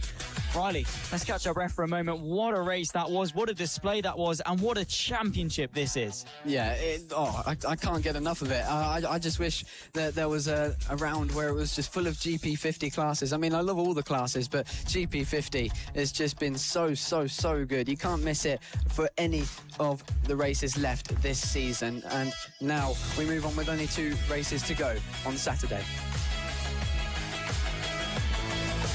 Extreme 200 comes your way on Saturday evening here at Ellough Park, and Extreme is probably the best way to put it with how many different bikes are out there. There's wildcards galore. Riley Paisley and Wilson Dilks are out there for this one as well. So some big names in the past days of FAB-Racing coming back here at Ellough Park to get a go on the many bikes that are on offer on this grid. You can be on a GP70, you can be on an Ovale, and you can be on a pit bike. That'd be 2-stroke, 4-stroke. You'll see 85s and 140s, 150s, and if you look back over the course of the season, this has been another class where racing has been truly amazing. And as we come towards the end of the day here on Saturday, we have had some really good races here at Ellough Park.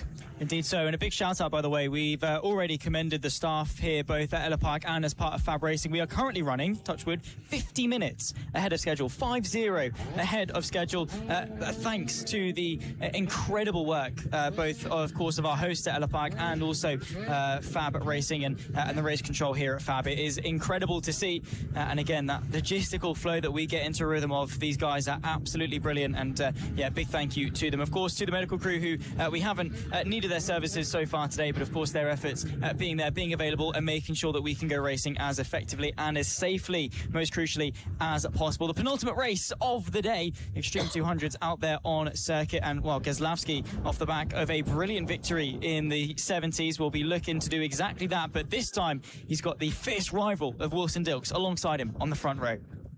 Yeah, a fierce rival for sure. Someone who's won a good few titles in the FAB-Racing paddock returns to the paddock to get another go here at Ellough Park, and that just proves how much everyone loves this circuit. A lot of people coming back to enjoy their time here in FAB-Racing, possibly getting some laps in as well before we head to Silverstone. And now we head on to the warm-up lap as the Extreme 200, the penultimate race of the day, is about to get underway. But on pole position then is Wilson Dilks, the returning hero, on board his Ovale, ahead of Sebastian Gazlowski in second, and then behind them on the second row of the grid is Rex Austin and Bradley Curtis, followed along by Logan Cousins and Dylan Taurine in the opposite order in 6th and 7th behind Curtis and Austin, and then they are followed in 7th by Tommy Keats and Mason Frederick in 8th, then Riley Paisley lining up 9th, Harrison Quincy in 10th. Now behind that top 10 we have Nicholas Dunwoody, Daisy Polden, Harry James, Thomas Med, Zach Taurine,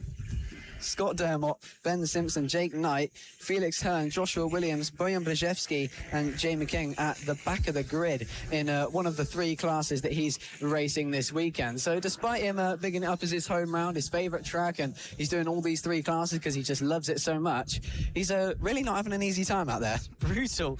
I always say it, every single round, I love how quickly you've learned to get on Jamie King's case. He can take it, he's fine.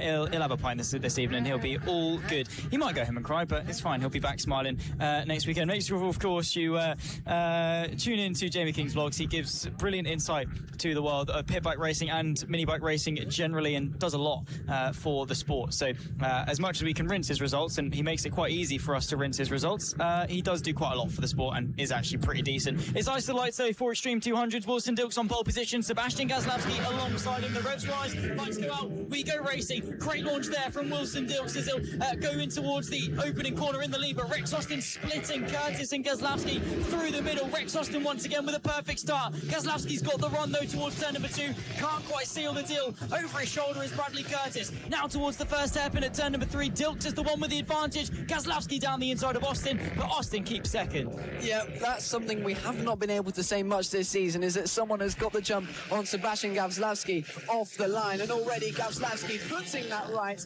as he comes back into second place place on lap 1 and looks to challenge for the lead. But Wilson Dilks has just pulled into pit lane, out of the lead, so something wrong there for Violet on lap 1 as Sebastian Gawlowski now takes the lead of the race. That's unbelievable as Wilson Dilks dives into pit lane. That's an unfortunate issue for him, whatever that was, as he rejoins the track at the back of the field. So we'll have to investigate into that at a later time. But for now, we have Gawlowski back at the lead of the race in the form that we've seen him for most of his Extreme 200 and GP70 races. So let's see if he can control this lead in the race, because Bradley Curtis has made his way into third and looks to make a battle out of this one. Yeah, Logan Cousins on the 7 as well. We're looking really strong this weekend, trying to chase after Sebastian Gawlowski, who so far in the Extremes has taken 5 victories from the so far 9 races.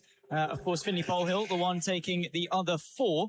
But he's not with us for the last couple of weekends, so as a result is dropping down in the championship battle, but definitely was a contender all the way up to this point. Across the line though for Sebastian Gawlowski, he'll break the beam, he'll stay in the lead of the race. Rex Austin just in front there, and a drop down through turn number 1. That of course being the is that the number 8 of Tommy Keats potentially, or even the 88 maybe. Nonetheless, it's a drop for Dylan Toreen. The front going through turn 1, devastated, fighting towards the sharp end of the field, and that is race effectively as good as over for the 88. Oh, what a shame. He's been having a really consistent run of form in recent times in the Extreme 200 class, and unfortunately his Saturday comes to an end. But more opportunities tomorrow, 2 more races on Sunday, and plenty more action coming the way of FAB-Racing. Make sure you tune in with me and Zach live tomorrow on Sunday, but we've still got plenty more to come on Saturday. As Sebastian Gawlowski makes his way to the line in first, Logan Cousins trying his best to close that gap in second place, and everyone at the moment trying to stay as tightly packed together as possible, barring Sebastian Gawlowski, of course, who tries to pull away in the lead as he has so many times this season. Yeah, exactly that. There's Mason Frederick. He's got Tommy Keats for company just over his shoulder. That's the blue, yellow and white number 8, chasing after the number 50. Like I say, of Mason Frederick, battles through the field in the Extreme class, and you are going to see a bit of a mosh pit of different types of bikes, and well, that's the DNA of the Extreme 200 class, the culmination of so many different ideologies, still getting decently similar pace out there on circuit. Sebastian Gawlowski leads Logan Cousins from Bradley Curtis, your top 3. Rex Austin from Mason Frederick, the top 5 from Tommy Keats. Then comes Riley Paisley from Thomas Med, Harrison Quincy and Daisy Polden, your top 10. That battle there, though, between Keats and Frederick is for the top 5. Frederick, well, keeping him honest. Through turn number 2, washes a little bit wide, and we have seen a couple of times there that people attempted to go for a move. A rider down off the exit of turn number 2. Is that Logan Cousins? It is. He's dropped it from P2 and down and out of this race. Oh, what a shame. He was running so well, so well to stay so close to the back of Sebastian Gawlowski, getting closer than anyone has so far in the last couple rounds, really, when he's been leading so dominantly. And unfortunately, a premature end to his race here on Saturday evening. But more to come from him tomorrow, I'm sure. More opportunities for him to contend for that podium. And I'll tell you what, a bit of a theory I have going on about Wilson Dilks, this issue that may have occurred going into pit lane. I don't think it might have been an issue, because he looked behind him, dived into the pit lane, and then came straight back out again and is shopping his way through the field. You can see there on the left side, he's made his way back into 10th place, possibly trying his luck and seeing how quick it takes him to chop his way through the grid as he chases down Daisy Polden for 9th place. But we'll see how long it takes him to get through the pit lane, and basically gave himself a drive-through penalty. So trying to make it interesting then is Wilson Dilks, because Sebastian Gawlowski is sailing away with victory at this point in time. He could still elect to start from the back of the grid there, and arguably he's going to have maybe a bit more fun of the time with that. I don't know. Nonetheless, self-serving penalty at least for Wilson Dilks. He's back into the top 10 though, showing his talent, and if nothing else, an excuse for him to, well, learn how to keep his head, to practice his racecraft, and lessons that he's learned in his time here at FAB, and lessons that he carries through in his other racing endeavours. Wilson Dilks, a legend of the FAB-Racing paddock, the 2024 Extreme 200 and Mini GP 70 champion in dominant fashion on both occasions. And there he is. You can see squirming the rear end of the bike to get the rotation through turn number 4 and chasing after Harrison Quincy, now running P9, eyeing up P8. completely sideways. He's pushing as hard as he can, is Wilson Dilks, leaving nothing out there at Ellough Park to do as much as he can to beat his lap record of a 46.7. And he now chases down Harrison Quincy for 8th place and continues to chop his way through the field as he's going to get the wider exit and try and get the run down the straight into turn 1. Surely he's going to make the move here. Here he comes up the inside, gets the move done, perfectly executed by Wilson Dilks, who's now going to prepare for the next few riders and enter the top 5. Let's see if he can make a top 5 out of this. That'll be a great ride from him to start his weekend off at Ellough Park. Yeah, exactly, down the inside, sitting the bike up there. Wilson Dilks just parting the sea here at Ellough Park. I mean, what a ride. Just incredible. And you can see he's giving everyone else a lesson on how to ride a bike quickly. Obviously coming back into the FAB-Racing paddock since with a trim and, well, definitely not Samson, let's put it that way. The hair clearly not the answer to his speed out of the final corner and trying to chase after now what will be another position maybe towards the top 5 with 3 laps left to go. It's going to be a tough ask, but if anyone can do it, you can bet that Wilson Dilks will do it. Up from a drive through to P6 from pole position, and I mean, he's using every inch of the track surface available. He's leaving nothing on the table, and just out there you can see he is the fastest rider on circuit by quite some margin. In fairness though to Sebastian Gazlowski, he's only a 10th slower in terms of best lap time to Wilson Dilks. I think that shows a lot about how good Gazlowski is this weekend also. Yeah, especially since, of course, you may have heard us mention in the GP70 class that it is his first time here at Ellough Park on the GP70, whereas you could probably bet that Wilson Dilks has had a good few laps around this track on this ovale he is on, because he is pushing so hard at this point in time as he now comes to the final lap of the race. Sebastian Gazlowski, the penultimate lap of the race, that is, as Sebastian Gazlowski leads the way ahead of Bradley Curtis and Rex Austin, but he's got some work to do as Wilson Dilks to catch the other ovale in front of him in these last 2 laps of Mason Frederick to try and get into P5, and I think it's a doable thing, but it's going to take a long time. He's going to have to stay really consistent and doesn't want to push too hard here to end up making a mistake on his way to chase down P5. Not at all, but I mean, he's consistent, and sometimes as well you just reach flow state as a rider.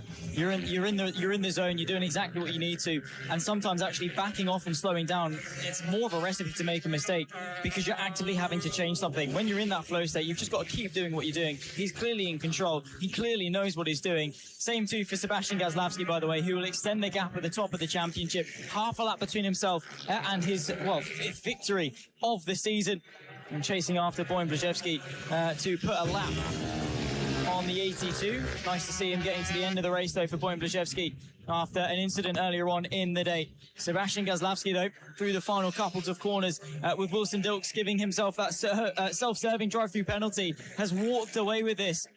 And once again, it's a fantastic display from Super Seb Gazlowski through the final corner, sees the checkered flag fly, takes victory once more in Extreme 200s, brought to you by LRA Moto, and Gazlowski with another victory to add to the cabinet this weekend. What a ride. And with it, like I say, extends the gap in the championship, unchallenged so far at Ellough Park.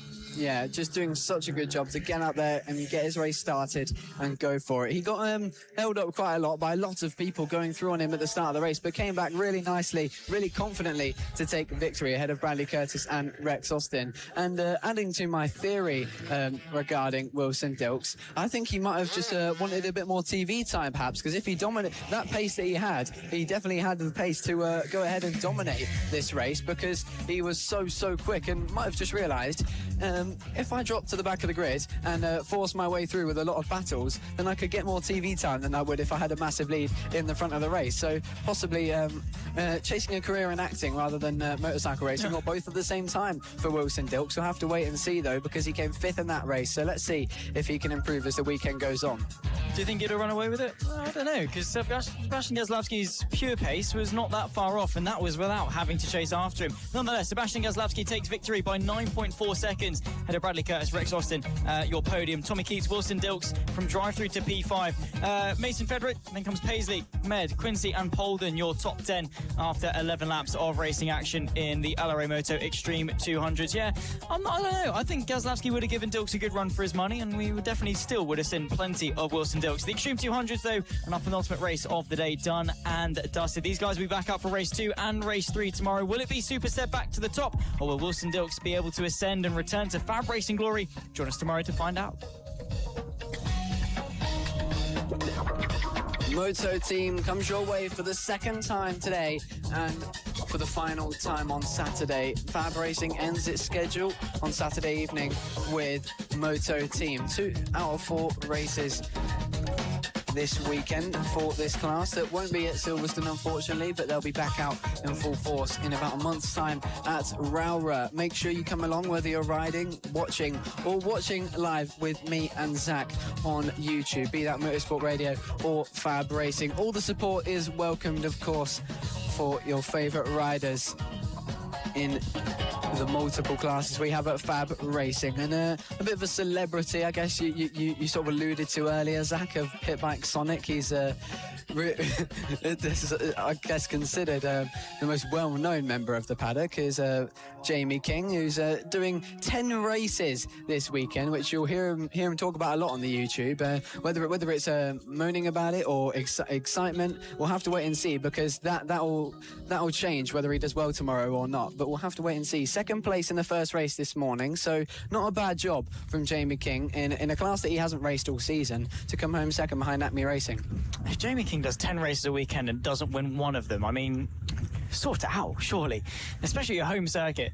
We'll have to wait and see. I mean, Jamie King, I mean, definitely Ellough Park wouldn't be very happy with Jamie King if that is the case. He might lose his garage privileges. Everyone else is in an awning and setting themselves up. Jamie King, nice and comfortable in the garages.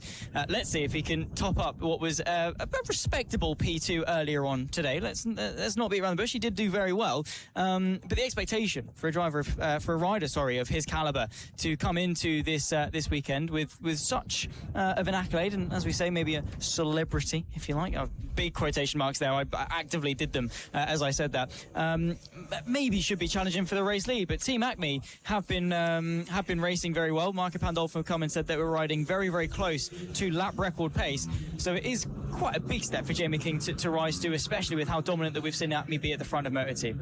Yeah, 100%. It's clearly a track that he is well in tune with to jump from bike to bike and still be somewhat competitive inside the top 5. So nonetheless, it is still a good performance from Jamie King, but he is searching for that little bit more. I mean, why else would you do an extra cool races a weekend? It would be to win them, and that's exactly what Jamie King will be wanting to do here. And speaking of wanting to win will be Thomas Dudson, who has played second fiddle to Ivano Di Francesco many a time already this season in the standard class, and got really close this time round earlier on this afternoon, and doesn't want it to happen again, because Ivano Di Francesco will find himself with a much bigger advantage heading out of this round.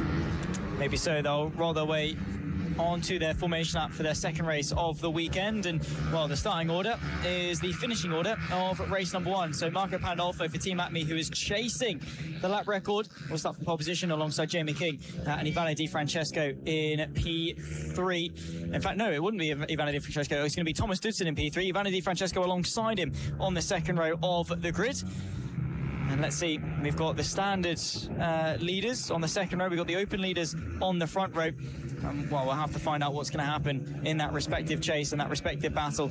All to come over the next 11 laps of racing. Thank you for your company, by the way, if you've been with us all day long. Myself, Zach Sweeney, Riley Davis, bringing you the action here at Fab Racing, round number 4 of the 2026 campaign. And like I say, thank you for your company. Let us know where you're watching from. Let us know who you're cheering on for. Let us know what your favourite race of the day has been thus far. And we hope we can have your company for what is going to be 21 races tomorrow on Sunday to tick us over into the halfway point of the season. Riley, what do we expect from this race? Will it be a walk-away win for Marco Pandolfo, or will Jamie King have some sort of talent show and go for the win? I think Acme Racing will dominate yet again, but we'll just have to wait and see, because the experience now of one race could help Jamie King to push a bit harder and go for it on these early laps like he did in the previous race, but be able to command the race a little bit more dominantly. But I think the way to look is the battle between Thomas Dudson and Ivano Di Francesco for the final spot on the podium overall and the lead in the standard class.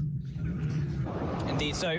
For the final time today, it will be eyes to the lights. Marco Pandolfo on the metallic green number 8 machine.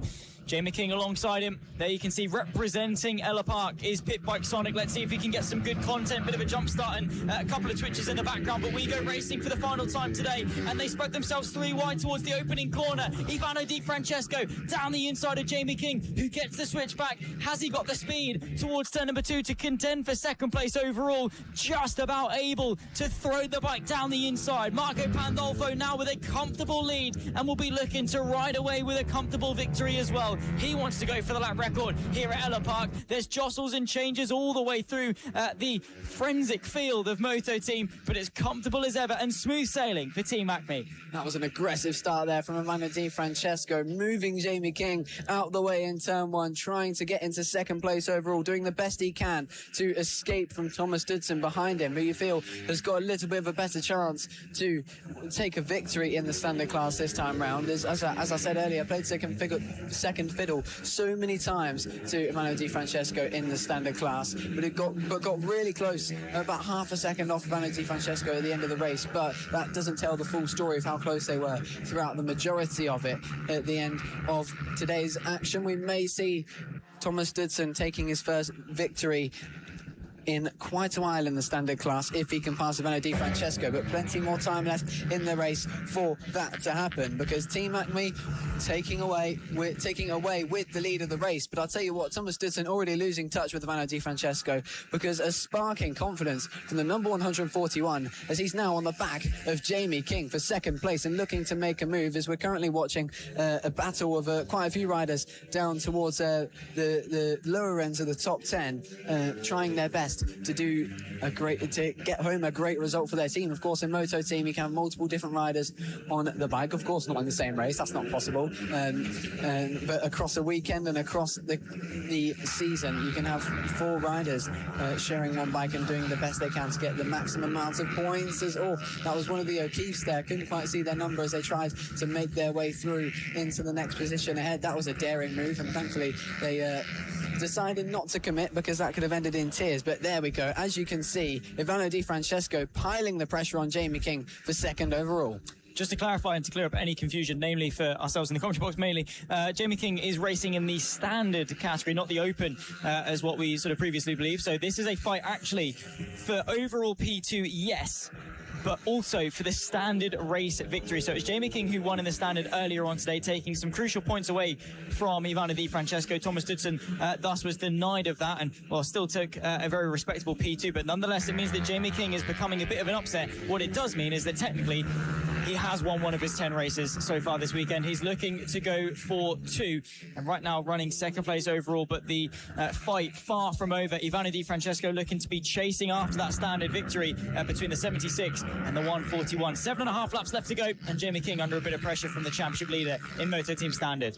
Yeah, 8 laps to go. I don't know if they can challenge Team Acme Racing, because yet again they have pulled out such an amazing gap on the riders behind them, and no SFC to challenge them for victory means they've got a plain sailing job to the line here on Saturday. Maybe that'll change tomorrow if a few more riders come to form and try and upset the rhythm of Acme Racing in the early stages of tomorrow's races. Of course, 2 more races coming away of this class on Sunday morning and Sunday evening. Make sure you join us for them and for all the action in tomorrow's schedule. But right now we've got 7 laps left of racing on Saturday, and right now Jamie King doing the best he can to defend from second place in the standard class and 3rd overall. Ivano Di Francesco being the championship leader. Is it worth the risk or not? Does he want the pride and joy of taking away what is, okay, again, effectively a sort of win, while it might not be overall a win nonetheless in the standard class for Jamie King? Does he want the pleasure of taking that one away from the home hero?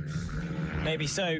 I mean, to deny Jamie King on home soil is something that all of these riders are aspiring to do. In pit bikes, they've done it. In the extremes, they managed to do it. In fact, he might have actually won the seniors. Didn't check that, but nonetheless, he didn't win overall, and that's more important, isn't it? Regardless, he's P2 overall. He's P1 in the standard category. Is Jamie King. Our focus, of course, shifts elsewhere because through the rest of the field, it is incredibly tight. And again, Moto Team continuing to be as close, competitive, and impressive as ever.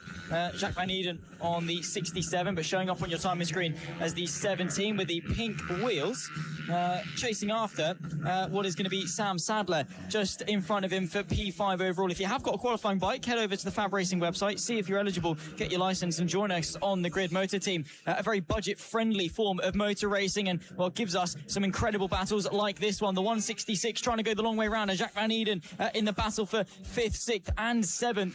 Right now, though, for Sam Sadler, he's keeping his composure, he's keeping his cool, and for now keeps Van Eden behind. Yeah, it'd be a good job from him to take home a top 5 in this battle, but I'm not sure if it's quite possible if the battle continues to heat up because of way more riders joining that back of the pack, and there's still quite a few laps to go in this race, so plenty of time for the riders behind to join the battle and make it a big group for that 5th place on the standings. But at the moment, though, it looks to me like Jamie King, looking at the timing, has pulled out quite the gap over Ivano Di Francesco. So it looks like Ivano Di Francesco thinking more about the championship. And in fact, is that Jamie King catching up to Acme Racing? No, it's not. It's I've got both riders confused because I'm used to seeing the bright green of Acme Racing out in front, and then the blue and red helmet for Pit Bike Sonic. It's not Pit Bike Sonic or Acme Racing. It's, of course, the bright yellow machine of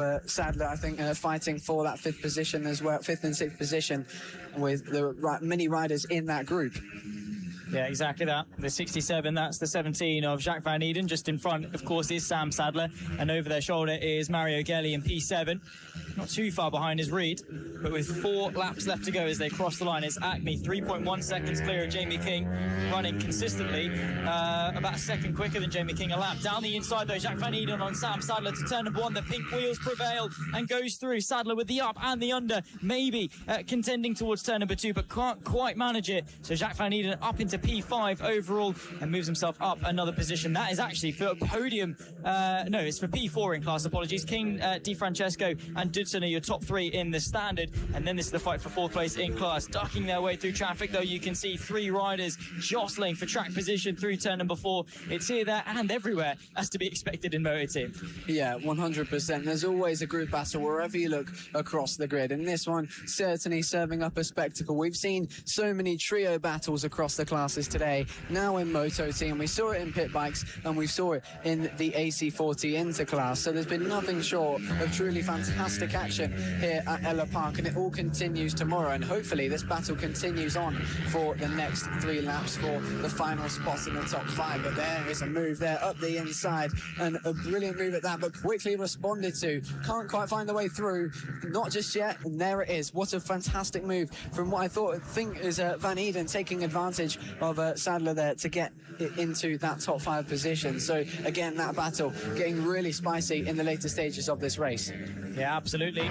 There's Team Acme, though, your race leaders overall, and, well, bang on par.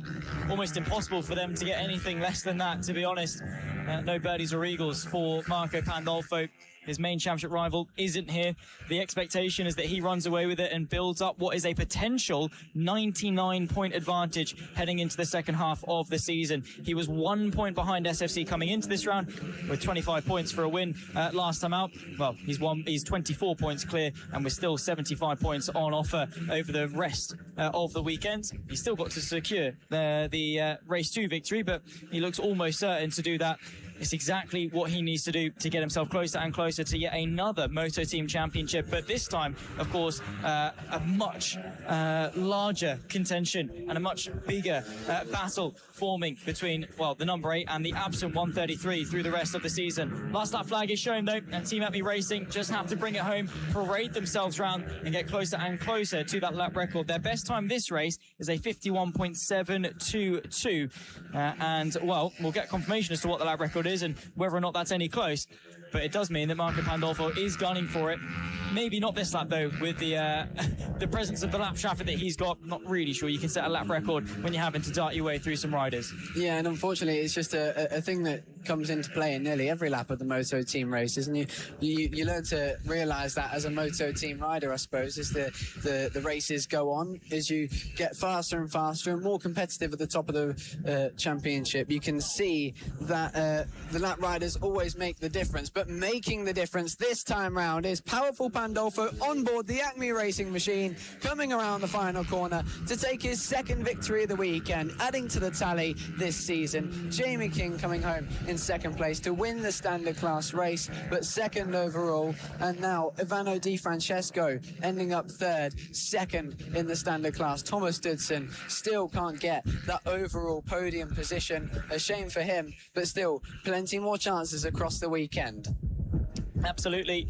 Jamie King winning, of course, in the standard class. P2 overall, hanging on, and the pressure was building from Ivano Di Francesco. Jamie King doing very nicely indeed in Moto Team. Would like to replicate some of that success in his other endeavours, but nonetheless, nothing can be taken away from Team Acme Racing. It's yet another victory to add to the tally in 2026, and yet more championship points to add to what is a ever-growing total for the number 8 machine. It's been a wild and windy day here at Ellough Park. The Motor Team concludes the 11th and final race of the day. We'll run you through the results, though, for the second race of 4 for Moto Team, ahead of 2 more tomorrow. Team Acme Racing, 2.3 seconds from Jamie King, who takes victory in the standard class. Ivano Di Francesco in P3 from Thomas Dudson in P4. Sam Sadler from Jacques Van Eden, Mario Gelli, then comes Reed and the two O'Keefe's 9th and 10th, separated by not so much as they cross the line as well. Team Acme Racing, well, you can bet is going to be quite happy with that one indeed, and I'm sure still in the pursuit for that illustrious lap record. Yeah, of course, not too far off now. With I'm sure we'll find out that lap record eventually, to find out how close he can get and if he can beat it this weekend. And to be honest, if he even needs to beat it this weekend, because he's so much faster than everyone else, that he can take those 99 points without challenging the lap record by miles, because he's doing so well at the moment in the Moto Team class. Could easily find himself with a massive advantage over SFC heading to their next round at Raura. Indeed so. Ladies and gentlemen, thank you, of course, for your company over today, and I cannot wait to see what we've got in store for us tomorrow. Of course, we'll head our way into the second half of the 2026 MasterMac FAB-Racing British Minibike Championship, and I hope that we can have your company, because today, Riley, nothing short of spectacular from each and every single one of our classes. I don't think we actually had a boring race in all 11 of them. There was something to talk about, a story to tell, and that's what we've come to expect in this paddock. Oh, 100%. It is always the tale of FAB Racing. There's always a brilliant race of amazing battles, dive bombs and all sorts of strategy going on. And then there'll be a dominant performance, a true hero putting in the ride of their life to take home such a dominant race victory. That is Team Acme Racing. Right there has been proven as that sole victor here at Ellough Park. What a brilliant ride from him, and possibly going to take 2 more wins yet again tomorrow. Potentially so. Ladies and gentlemen, like I say, once more, thank you for your company. If you've joined us from the beginning, no matter how many races you watched, I hope they were entertaining, because they definitely were for us in the commentary box. Of course, round number 4 of the 2026 MasterMac FAB-Racing British Minibike Championship has brought us down to Suffolk and to Beccles. Have a good evening. We'll see you first thing tomorrow morning.